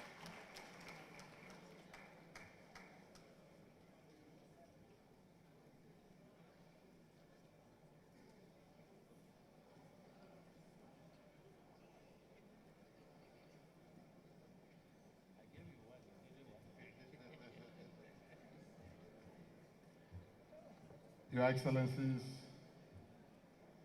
let me rest on the already established protocol. I think I was well brought up by my parents not to despise the authority. I have with me here the Chairman, Nigeria Governors Forum, Chairman, PDP Governors Forum, and I have in those days when we were in financial services, there's a man when you want to go for lunch, you time wherever he's going for lunch, and he will buy all of us lunch. Asiwaju himself. The Jagaban himself and P.O. Akinjulure, we cannot forget it, sir. So if they are all here, we cannot, can't just come from behind and then speak when they've not spoken. But be that as it may, for the respect I have for my Lord, the Bishop, somebody I respect so much, somebody anywhere I am, I use just two words to describe him: character and charisma. And that will summarize everything that he stands for. For that respect, I want to believe that on behalf of my people, I have a check here for him, and trust me, it's something very, very good. God bless you. Do I give him the check, sir? Yes, sir. Okay.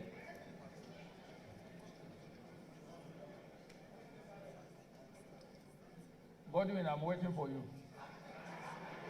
Yes. Come. We are waiting for you. Yes, he's coming alive. Your Excellencies, distinguished ladies and gentlemen, I can assure you that truly this is a very handsome check. Can you give a clap offering? This is a very handsome check. Oh, yeah. Your Excellencies, I believe that Your Excellencies, for the life of, I believe our Bishop, that Mathew Kuka. We have every reason to be grateful to God about him today, for the life of our Bishop, Mathew Kuka. So much has been said about him today, and I believe we're all here to support his worthy cause. Because our agreement, my brother from Akwa Ibom has led the charge. All of us. Because as I was coming here, the former governor of Bayelsa said, please note, the deputy governor who just left also has a message, announce his own. So I thought you were going to coordinate us. But haven't not done that. For us in Edo State, Bishop Kuka means so much to us. And we cannot do everything in one go. So today, I'm here to say, Bishop, thank you for your call last night. We have a commitment. It may not be as large as what Akwa Ibom has done, but it is significant. But beyond that, my night's job is to raise money. I'm now personally committing that I'm going to work with the foundation to go out there to raise funds for this center. Congratulations.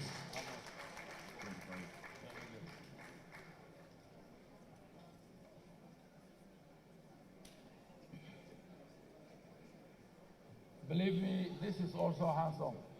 Dixon, come and represent Bayelsa. Eh? Why is he? Oh, he's coming.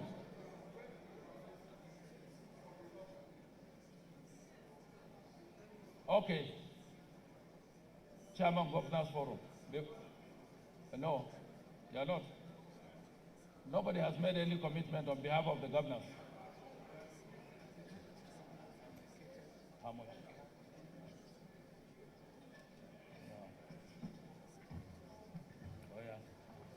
Okay, I'm part of the planning committee, so my job is to generally join in raising the money. And I will make sure that my brother governors contribute handsomely, just the way Governor Odom Emmanuel and Governor Obaseki and Governor Bayelsa, Dignitaries have done. You have a figure for them? What is for the figure for the governors? Well, I have to consult. That's part of the unfinished greatness. Don't make decisions on behalf of Nigerians without consulting them. No.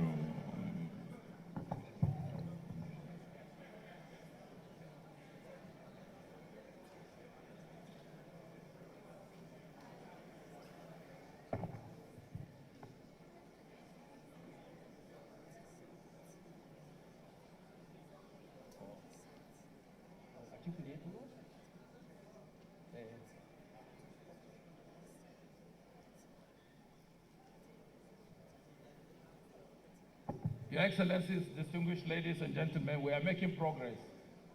I can assure you from what I have now, we can build the first component.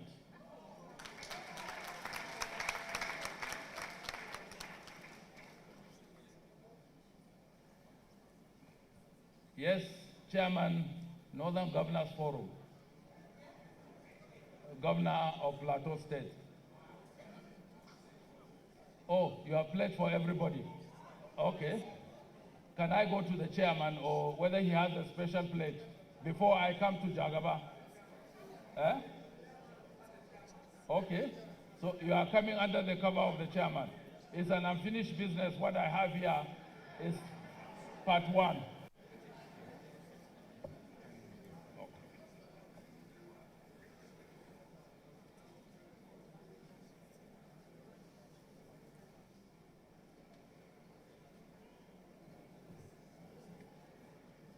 Distinguished ladies and gentlemen, Your Excellencies, I now have the singular honor and pleasure to invite the presidential candidate of the APC, the Jagaba of Bogu, and the former governor of Lagos State.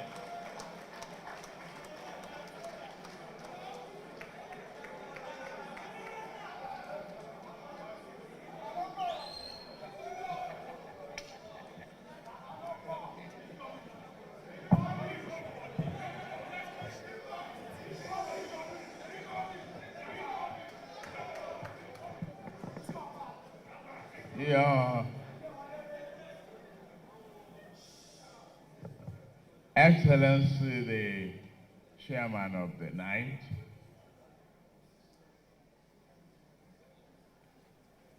my running mate, and all the governors here present, and head of states and parastatals, the clergies, and particularly the celebrant. The celebrant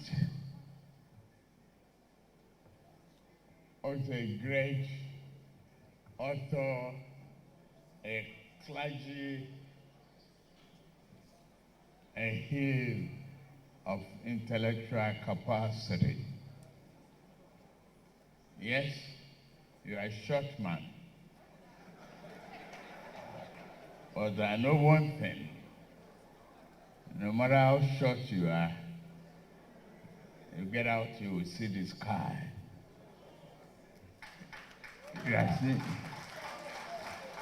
You are looking at the sky of who you are, the preliminary man today. It's not just the question of education alone. There are so many educated relics.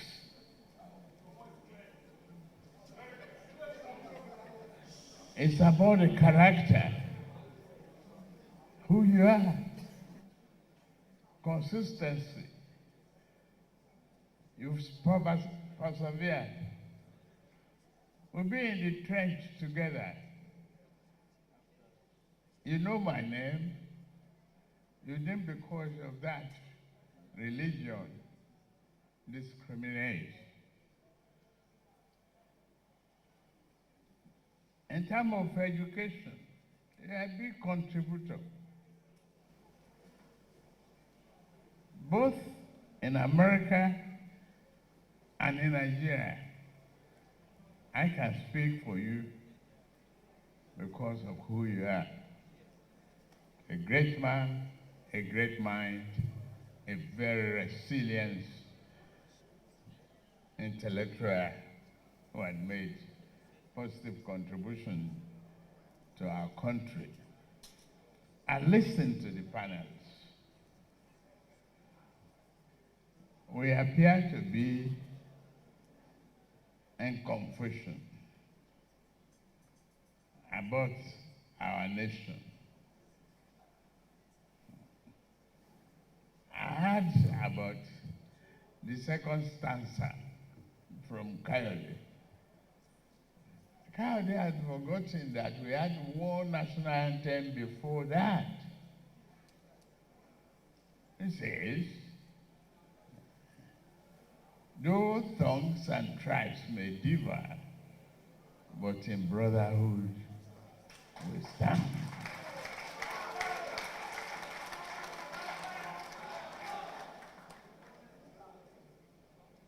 And he sent me the second stanza too. It's a pledge that Nigeria, I'm ready to serve. It's about service to this country. We inherited speaking in tongues from the Bible.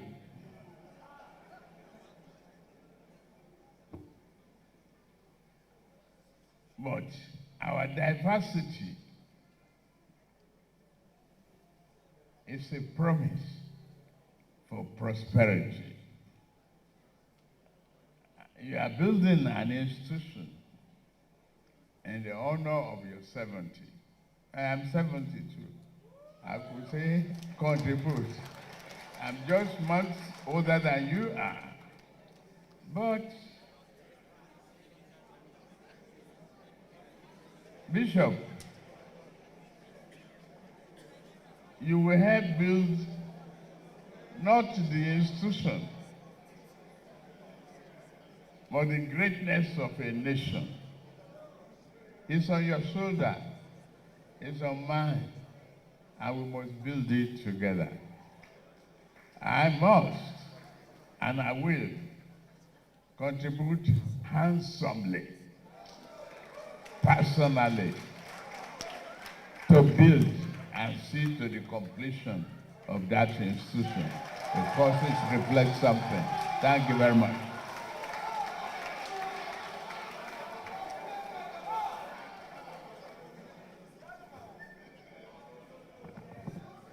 Thank you, sir. Can I now invite Mrs. Eugenia Abu to take over from me now to continue with the fundraising and the other parts of the program. Thank you.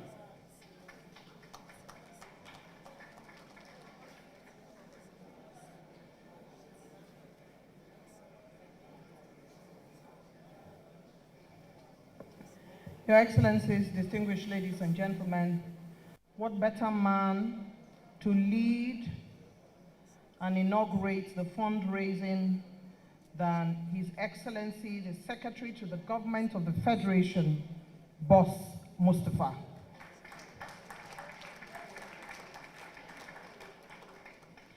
Very distinguished ladies and gentlemen, the Finance Committee has asked me to advise that you can see the Finance Department at the back, and that you can issue checks, you can make transfers. We have those in the Finance Committee ready to attend to you. We have dollar account, we have the Naira account, and you can pay by through online payments. If you pick this little piece that you have, behind it gives you all the account numbers that you need to know. I'd like you to first of all greet, salute, and celebrate all those in the forefront, from the governors who have come here today, to the APC presidential candidate, to Nasarawa State University, to all those who have made their way here and made commitment to this beautiful edifice that we're going to have as a Kuka Center. Let's give them a resounding round of applause. Distinguished ladies and gentlemen, the pledge cards are on your seats, and you can then ensure that you are able to make the donations that you would like to make. I'd make a quick round in 30 seconds of those I have outstanding here, and then I'm going to ask Father Barkindo to come and talk to you about the center. In a couple of minutes, he will tell you about the center. You will know what you are committing to when the architect also shows you the images. And this is not going to take time at all. We have church dignitaries, Most Reverend Stephen Dami, Bishop of Yola Diocese, Most Reverend Johanna Bulus, Bishop of Kontagora Diocese, Reverend Father George Ehusani, former Secretary General, Catholic Secretariat, Monsignor Michael Ekpenyong, former Secretary General, Catholic Secretariat, Reverend Father Uche Chukwu Diechina, Executive Secretary, Veritas, Reverend Father Zachariah Samjumi, Secretary General, Catholic Secretariat, representative of the MBA, Nigeria Bar Association, President YC Mekel is represented by Linda Bala. First Vice President MBA is here, Bishop Julius Kindu, Bishop of Kafanchan Diocese, home Bishop. I already saw General Martins Luther Agwai, who is here with us. The presidential candidate of African Action Congress, Omoyele Showore, is here with us. Architect Echono, Executive Secretary Ted Fon, and I saw, if he has not already left, High Chief Raymond Dokwesi, who has also made some contributions by giving airtime. I'd like to thank all those who have come, and at this time, I'd very much like to invite you to go to the Finance Department, fill the forms, issue a check, transfer some money so that we can support the center. Please help me welcome, for the presentation of the Kuka Center permanent site, the Executive Director of the Kuka Center, Father Atta Barkindo.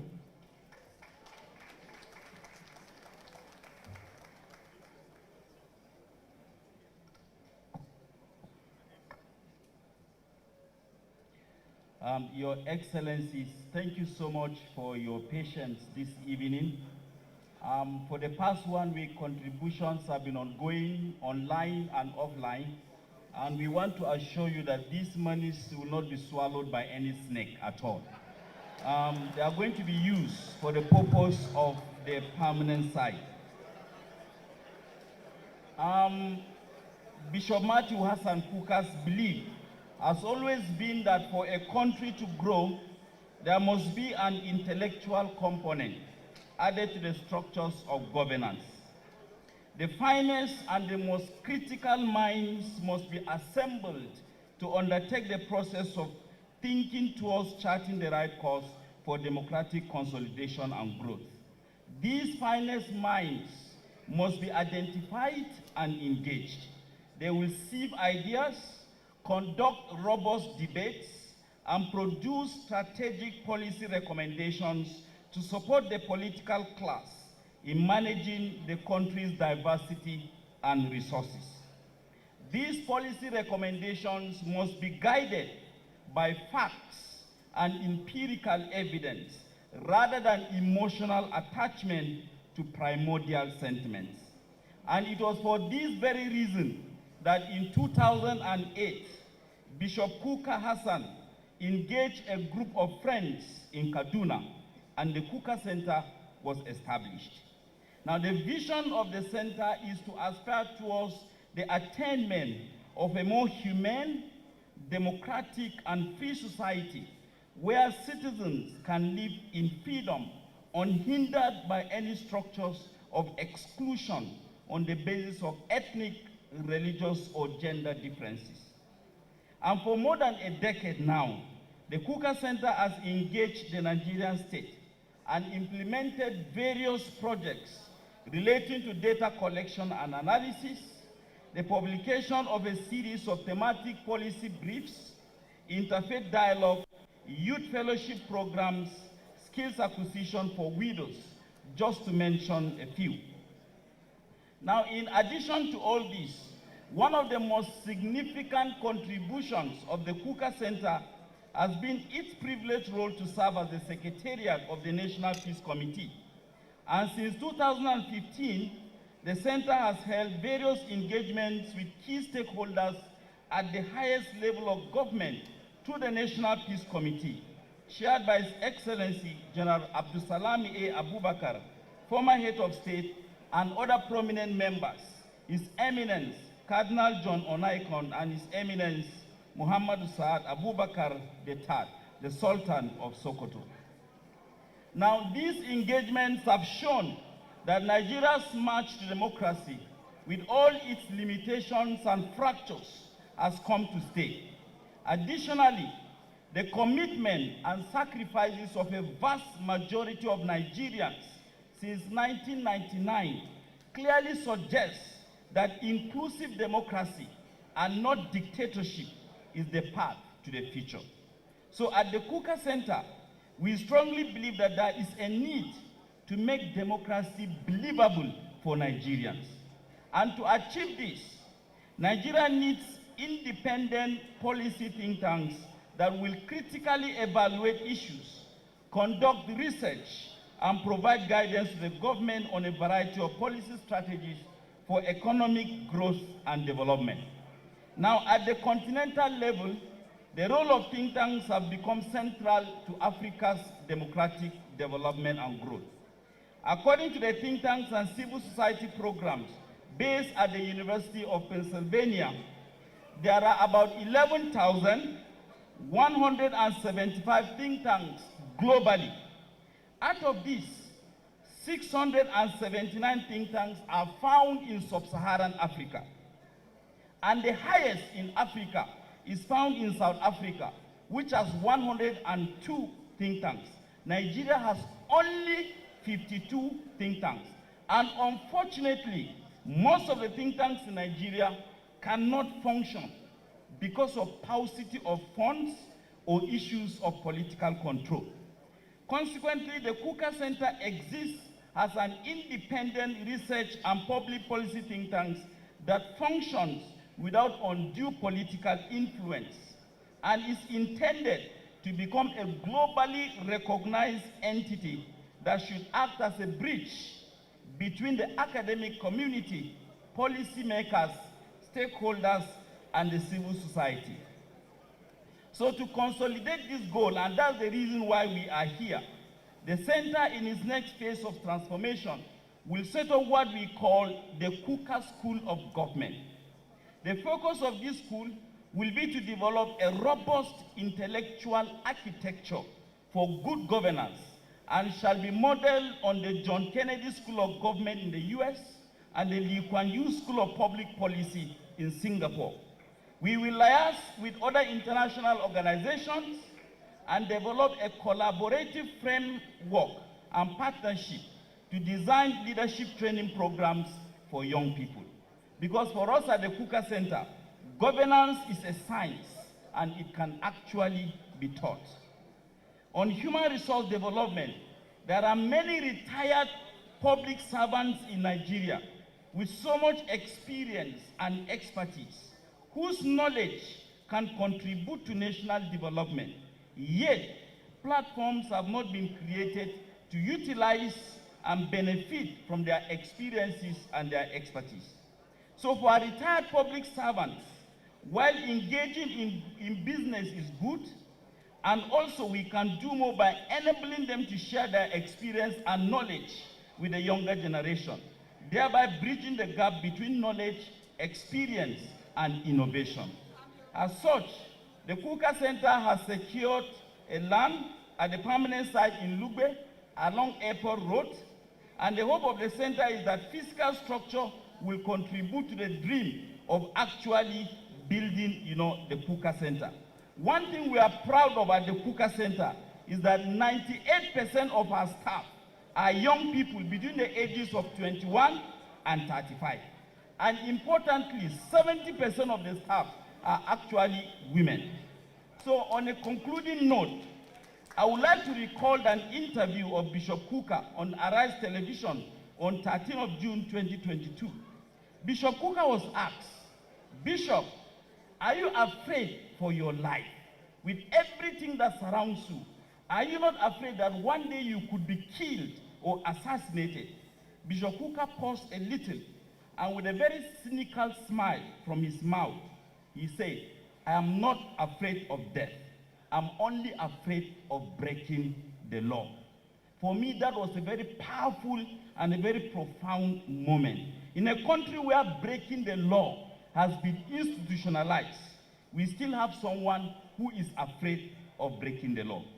So I want to thank this little village called Anchuna, a tiny sleepy village in southern Kaduna, where Bishop Kuka comes from. This tiny village is unknown to millions of people globally. But if you want to know and understand why Bishop Kuka is the way he is, I advise you, go to Anchuna, visit Anchuna, and see Anchuna. So finally, on behalf of the staff of the Kuka Center, our funding and development partners, as well as the planning committee, we want to thank Bishop Kuka for what he has done for the church, for our country, and for Nigerians. Bishop Mathew Hassan Kuka, happy birthday, my Lord. I think 70 years looks very good on you. Thank you very much. So we invite our architect who will come and explain a bit. Okay?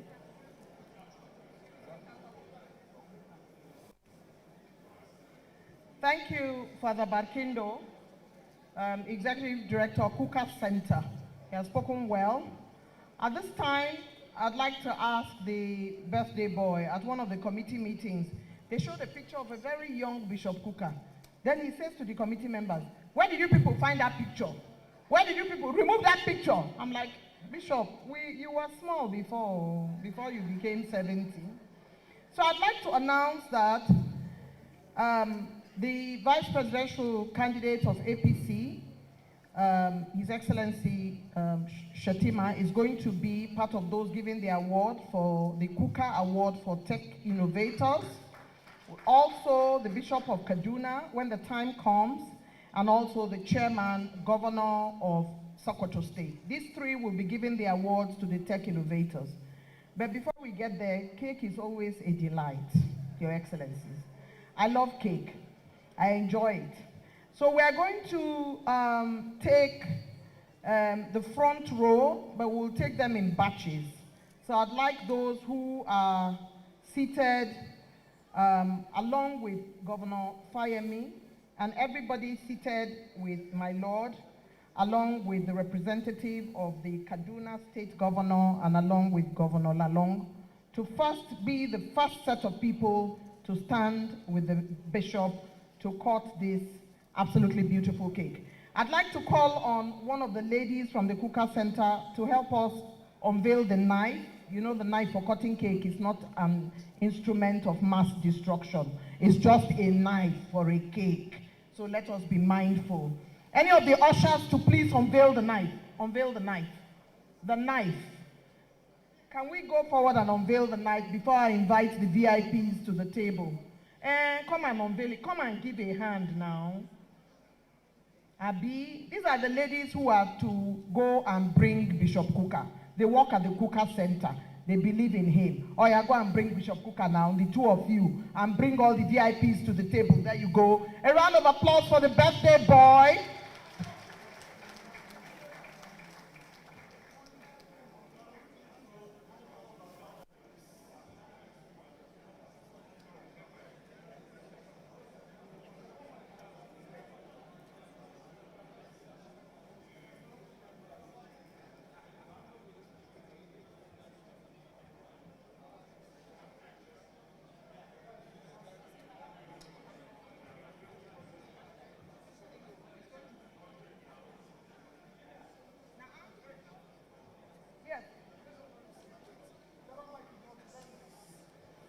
Mr. Chair, at the count of 5. So when we start counting, everybody will stretch their hand towards the bishop, Jagaban, and the chair will put their hands on the knife. Here we go. 5, 4, 3, 2, 0, 1. A round of applause. And we need to sing the happy birthday song. So let's join in. Happy birthday to you. Happy birthday to you. Happy birthday, dear Bishop. Happy birthday to you. May the good Lord bless you. May the good Lord bless you. May the good Lord bless you. May the good Lord bless you. Hip, hip, hip. Hip, hip, hip. Hip, hip, hip. As this group return to their seats, the representative of the Sultan, my Lord, His Grace the Archbishop of Kaduna, His Grace the Archbishop of Abuja will please come forward for the photograph, sir. Thank you very much. The representative of the Sultan, and I believe the Bishop of Kontagora is here, and the Bishop of Kafanchan is here.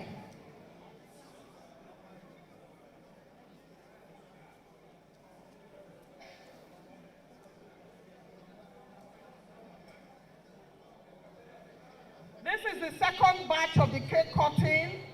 I'd like you to please step forward and join him. My lords, their graces, please, sir.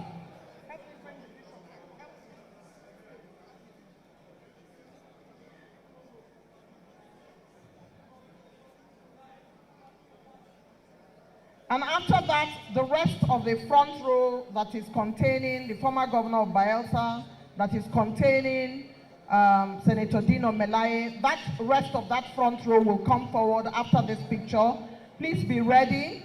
And I'd like to ask His Excellency, former governor of Bayelsa State, to be ready to lead that team over here. Thank you very much.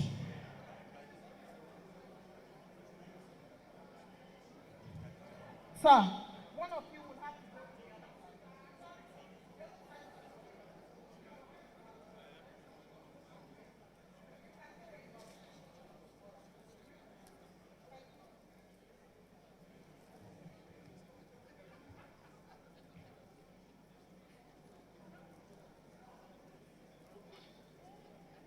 His Excellency, the former governor of Bayelsa State, distinguished Senator Dino Menaye, and all those in that row will come forward in a short while. For he is a jolly good fellow, for he is a jolly good fellow, for he is a jolly good fellow. And so say all of us, and so say all of us, say all of us, for he is a jolly good fellow, for he is a good fellow, for he is a jolly good fellow. And so say all of us. Former Chief of Defense Staff, General Martins Luther Agwai, will join this photograph, please. Thank you very much. Please hold on for the former Chief of Defense Staff. Okay, and that's the final photograph for the day.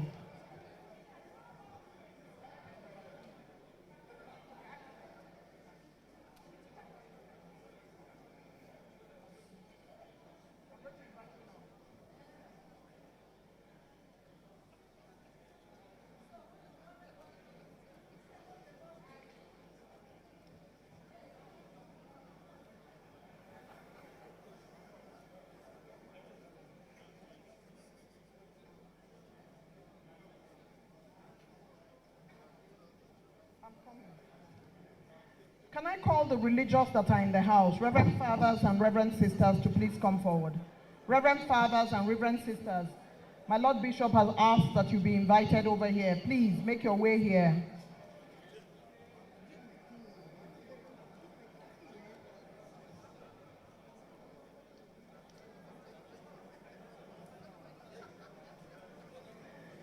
After the Reverend Fathers and Reverend Sisters, we're going to have all committee members. Where are the committee members who have worked so hard? I want you here so that we can take a picture now.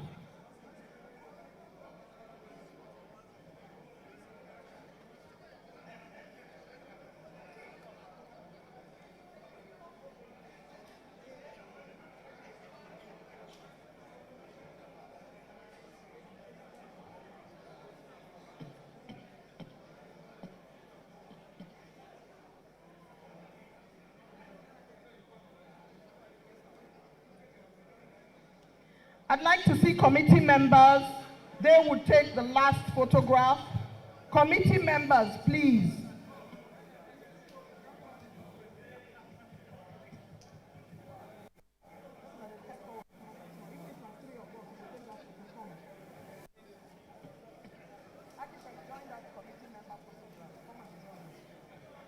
Do you understand?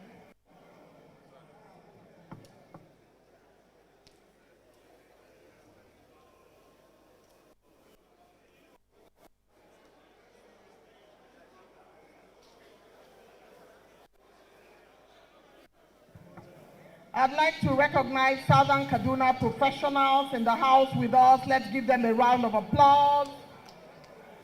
I'd like to ask the priests to please give way. We need to settle down. Priests and Reverend Sisters, give way so that committee members can take a photograph.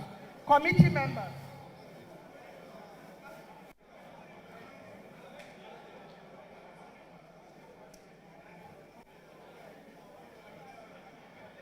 We're still collecting donations for the Kuka Center.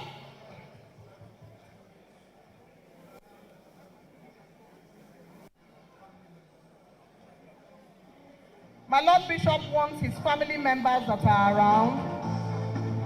So that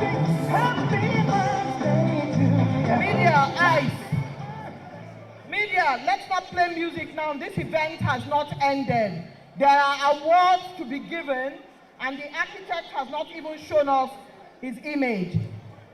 There are awards to be given. There are awards to be given. Please return to your seats.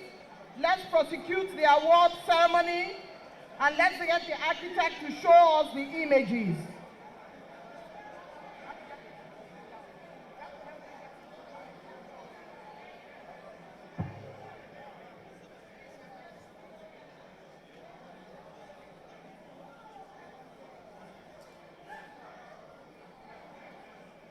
I'd like you to please settle down so that we can have the award ceremony. And please remember that we have an architect that will show us the images in a short while.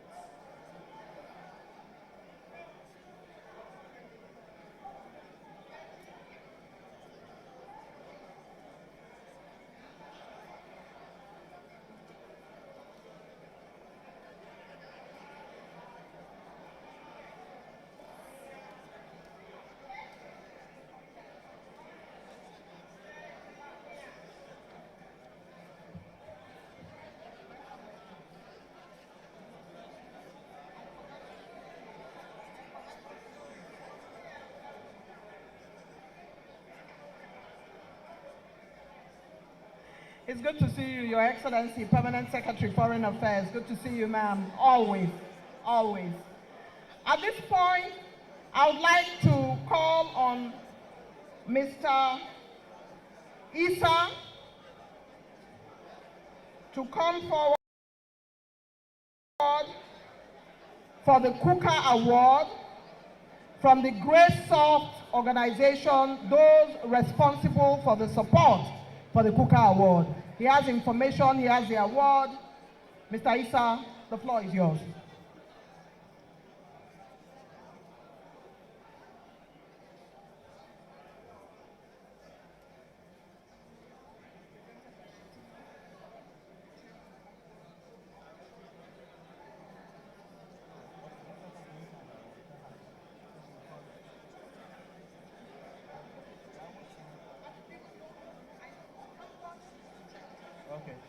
Hello, good evening, everyone.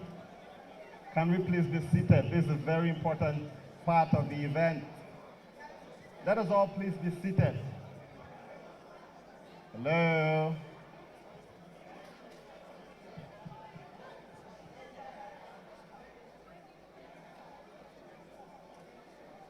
Your Excellencies, distinguished ladies and gentlemen here present,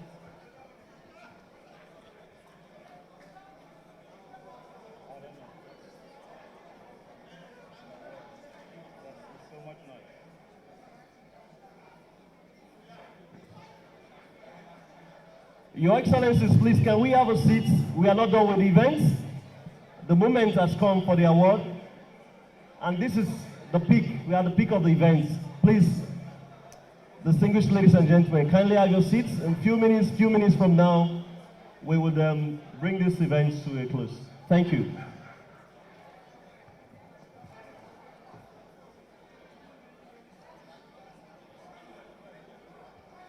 Okay, this award is as important as what it represents.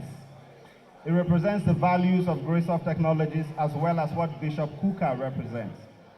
At GraceSoft, our goal is simple: to increase access to digital opportunities as well as help people leverage technology to improve their lives. The person of Bishop Kuka is very imperative to what the award represents, in that he represents three things. Bishop Kuka represents faith, leadership, and public policy, which is all geared towards democracy. And that is freedom right there, the freedom to contribute to societal, community, and national development. It is on this backdrop that, knowing fully well that the African continent is a population of 1.2 billion, and Nigeria being 1/6 of that population, wields the power to drive true meaning for what the word transformation really represents. And we know this because 70% of the African population are youthful. We know that if we can empower the youth, who have two things, time and energy, they will, as a matter of fact, transform the nation. And it is on this that Bishop Kuka, at 70, decides to partner with GraceSoft to leave a legacy to the young Africans. This award today is the maiden edition of the Kuka Prize for Young Innovators, which is an award of recognition for young innovators whose ideas or startups hold the power to transform their communities or the world at large. Today marks a very memorable day, and one that will be remembered for all time. Today we start something that is unprecedented. We start something that we hope by God's grace will outlive us, will outlive Bishop Kuka himself. Something in the likes of the Nobel Prize, something to look forward to. Because what's important is not so much as the prize, the cash gift that they get. It is the network that they have, the support system. The partners that we have for this award includes Microsoft. And so the winners, having developed an idea, are going forward to have partnerships with organizations like Microsoft, with access to senior engineers at the Microsoft Africa Development Center, to develop these ideas into global brands. So ladies and gentlemen, finally, I want us to, with a clapping of hands, recognize what today stands to be a monument for all times, the Kuka Prize for Young Innovators.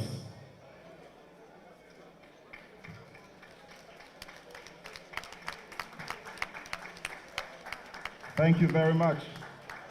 And with that clapping of hand, I want to just implore us to please have our seats.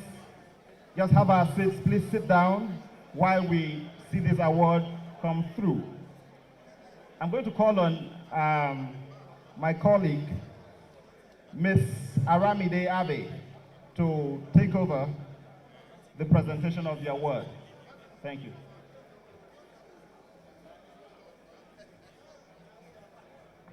I'm Aralua, and we are the co-founders of Scooter.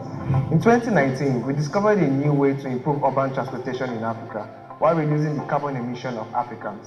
So far, we have built a team of talented individuals who have worked hard to help us achieve this vision in the transport industry. Today, the transportation sector contributes about 40% to Africa's annual carbon emissions. And with the ever-growing population, there is a new demand for a transport alternative that is flexible, affordable, and carbon neutral. Our solution is a ride-sharing network of electric vehicles.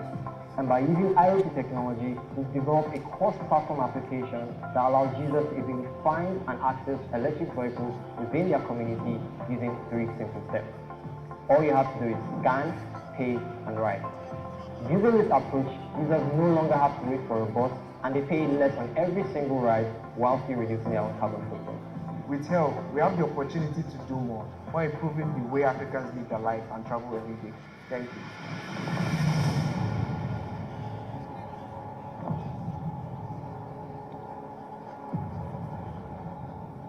Hello everyone. If I may crave your indulgence.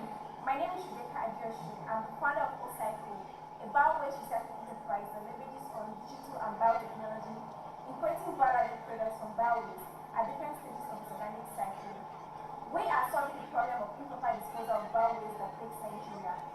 At Ocycle, we have come to find that bio-waste can be properly isn't a waste, but a useful raw material from which value-added products can be created. And so we are upcycling this bio-waste into biofuel, biofertilizer, and biofuel towards achieving SDG 7 through 13. At Ocycle, we are not only protecting our climate and environment, but also creating thousands of job opportunities for Nigerians through our business franchise model. Thank you.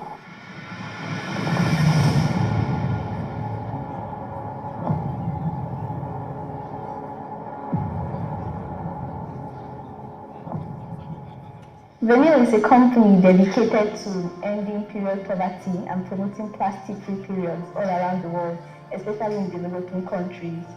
Here at Venue, we have developed a sanitary pad that is biodegradable, chemical-free, and plastic-free.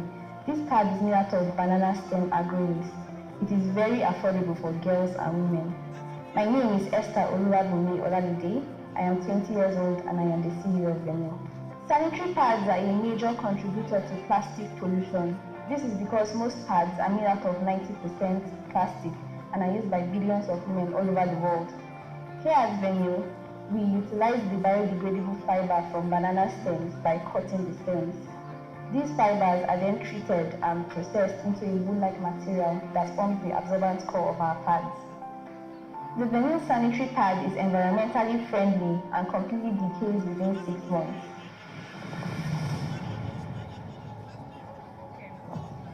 Thank you, team. Hello, everyone. Thank you for your indulgence.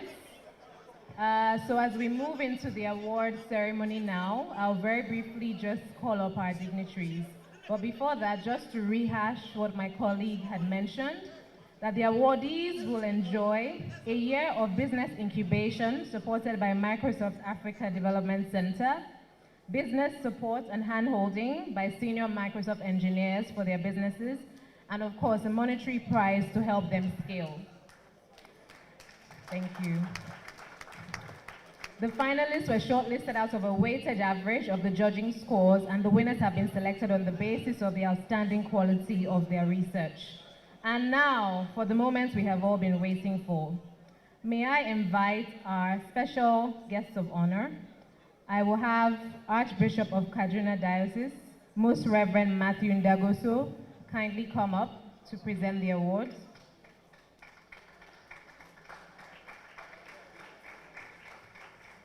Secondly, General Agoy, if he can kindly come up as well. Please give him a round of applause as he mounts the podium.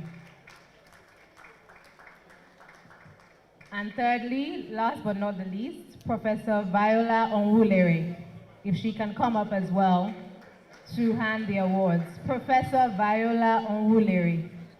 Is she here? Okay. Please give her a round of applause as she comes up.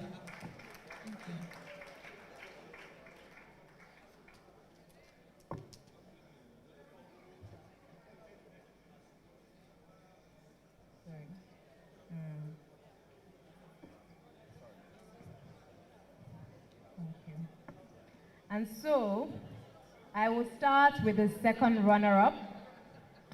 Help Scooters, a team of young gentlemen. Can we have you up, please? They will be winning, like I mentioned, all the support and incubation, but more so, a check of 500,000 naira. Give them a round of applause. A team of young gentlemen, Help Scooters. Please continue clapping for them as they come up. These are young, vibrant innovators. Congratulations.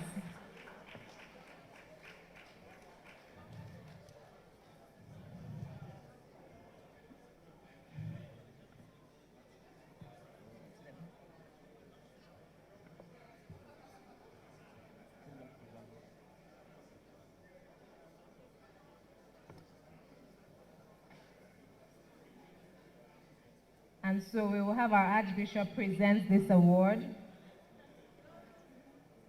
to the team Help Scooters. Congratulations.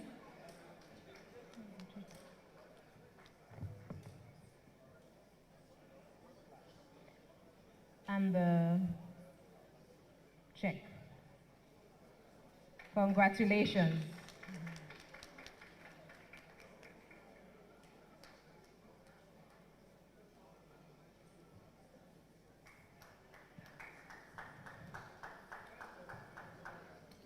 And after the pictures, can we have the Help team just stand on the other side so that at the end we'll have our celebrants come and take pictures with all of the winners. Now, the first runner-up, we have a young lady. I think we saw her video earlier. She will be winning a check of 1 million naira as well as all the other prizes that we said. Miss Rebecca Adeosun of O-Cycle. Can we give her a round of applause, please? We were very keen on the judging panel to have a gender balance as we evaluated the applications, a total of 170 or so applications. So we're very proud to see young Nigerian women taking the front stage innovation. Congratulations, Ms. Rebecca Adeosun.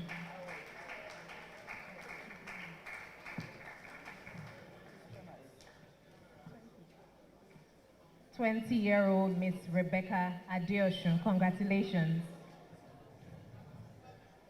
will be presented her award by Professor Viola Onwulere.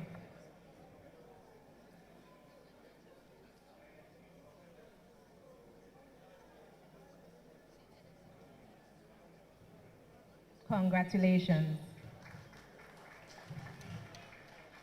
And now for the finale.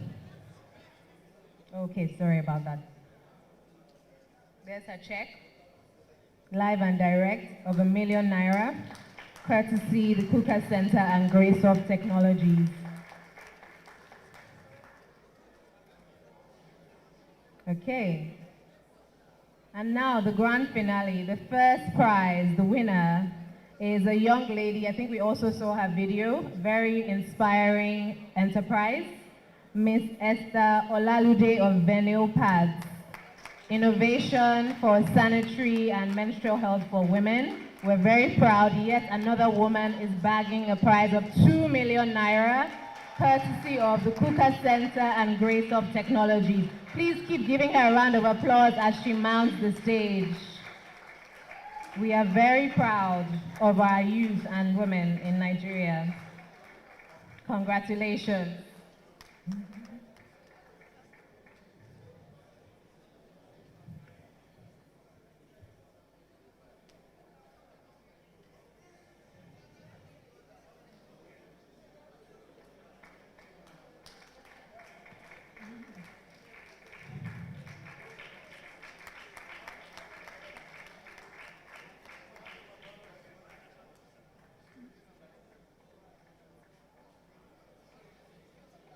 There she is with her prize.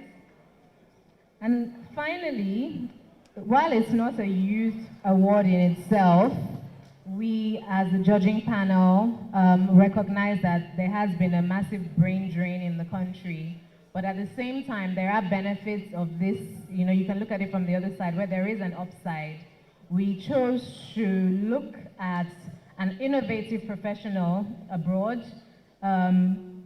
contributing to the advancement of technology in developing countries.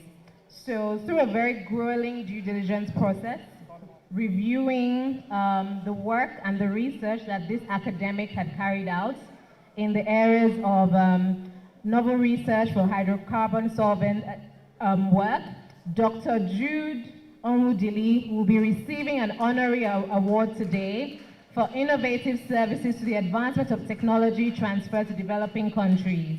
Please give him a round of applause. He's a senior lecturer in chemical engineering at the Department of Chemical Engineering in Aston, University of Birmingham, United Kingdom. And we're very inspired by all his work. It's such a mouthful. He's recently put together and filed a patent for his research. So we are inspired by this contribution and upside to having our Nigerians in the diaspora in the areas of technology and chemistry. Congratulations, Dr. Jude Onwudili.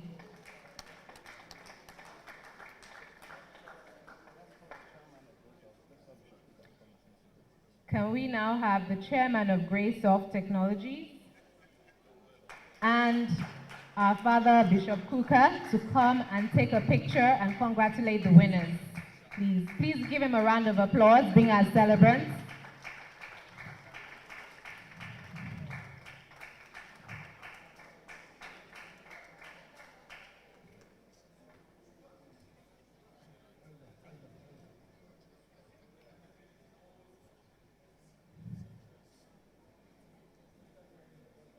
As this is the maiden edition of this award, it's just the start of many years of supporting innovators across the nation. And so we imagine and believe that next year will be bigger and better.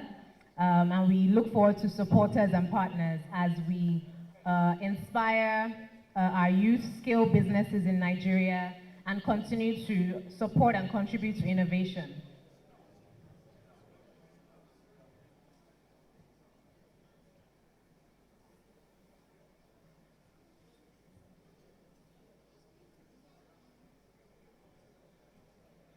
So we are having a family photo.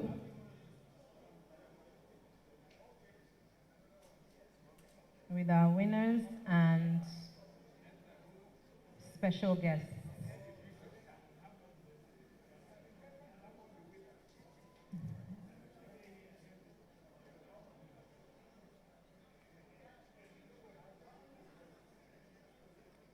the Kuka Prize for Young Innovators award to recognize young Africans who have shown exceptional promise as developing leaders in digital transformation. Can we give them a round of applause again, please?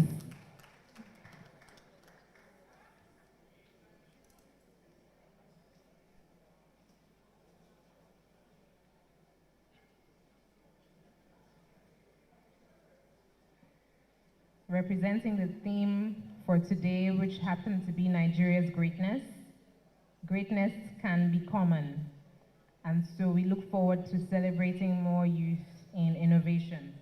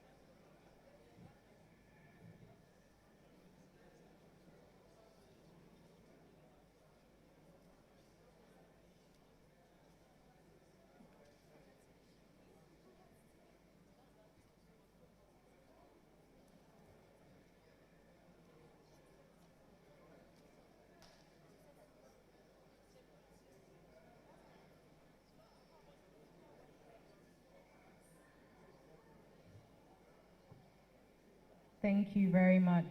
Thank you, sir.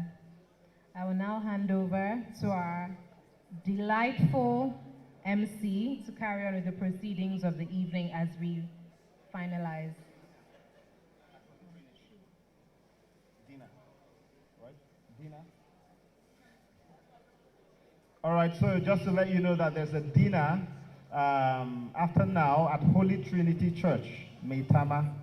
There's a dinner at Holy Trinity Church, Maitama. The guys at the media can please play the documentary on the award now. You can play the documentary on the award now. Zubi and your team, go ahead.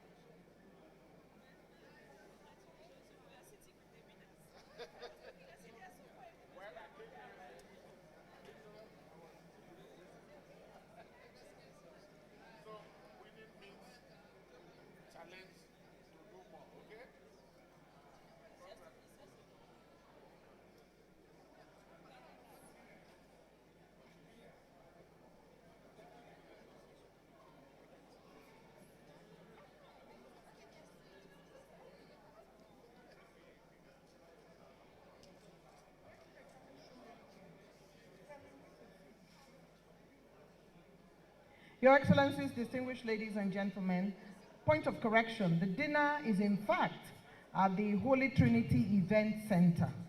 And I'm going there because I'm truly hungry. I'd also like to let my Lord know that the founder of Enough is Enough is here. I can see you, you can't hide now. My Lord can see you too.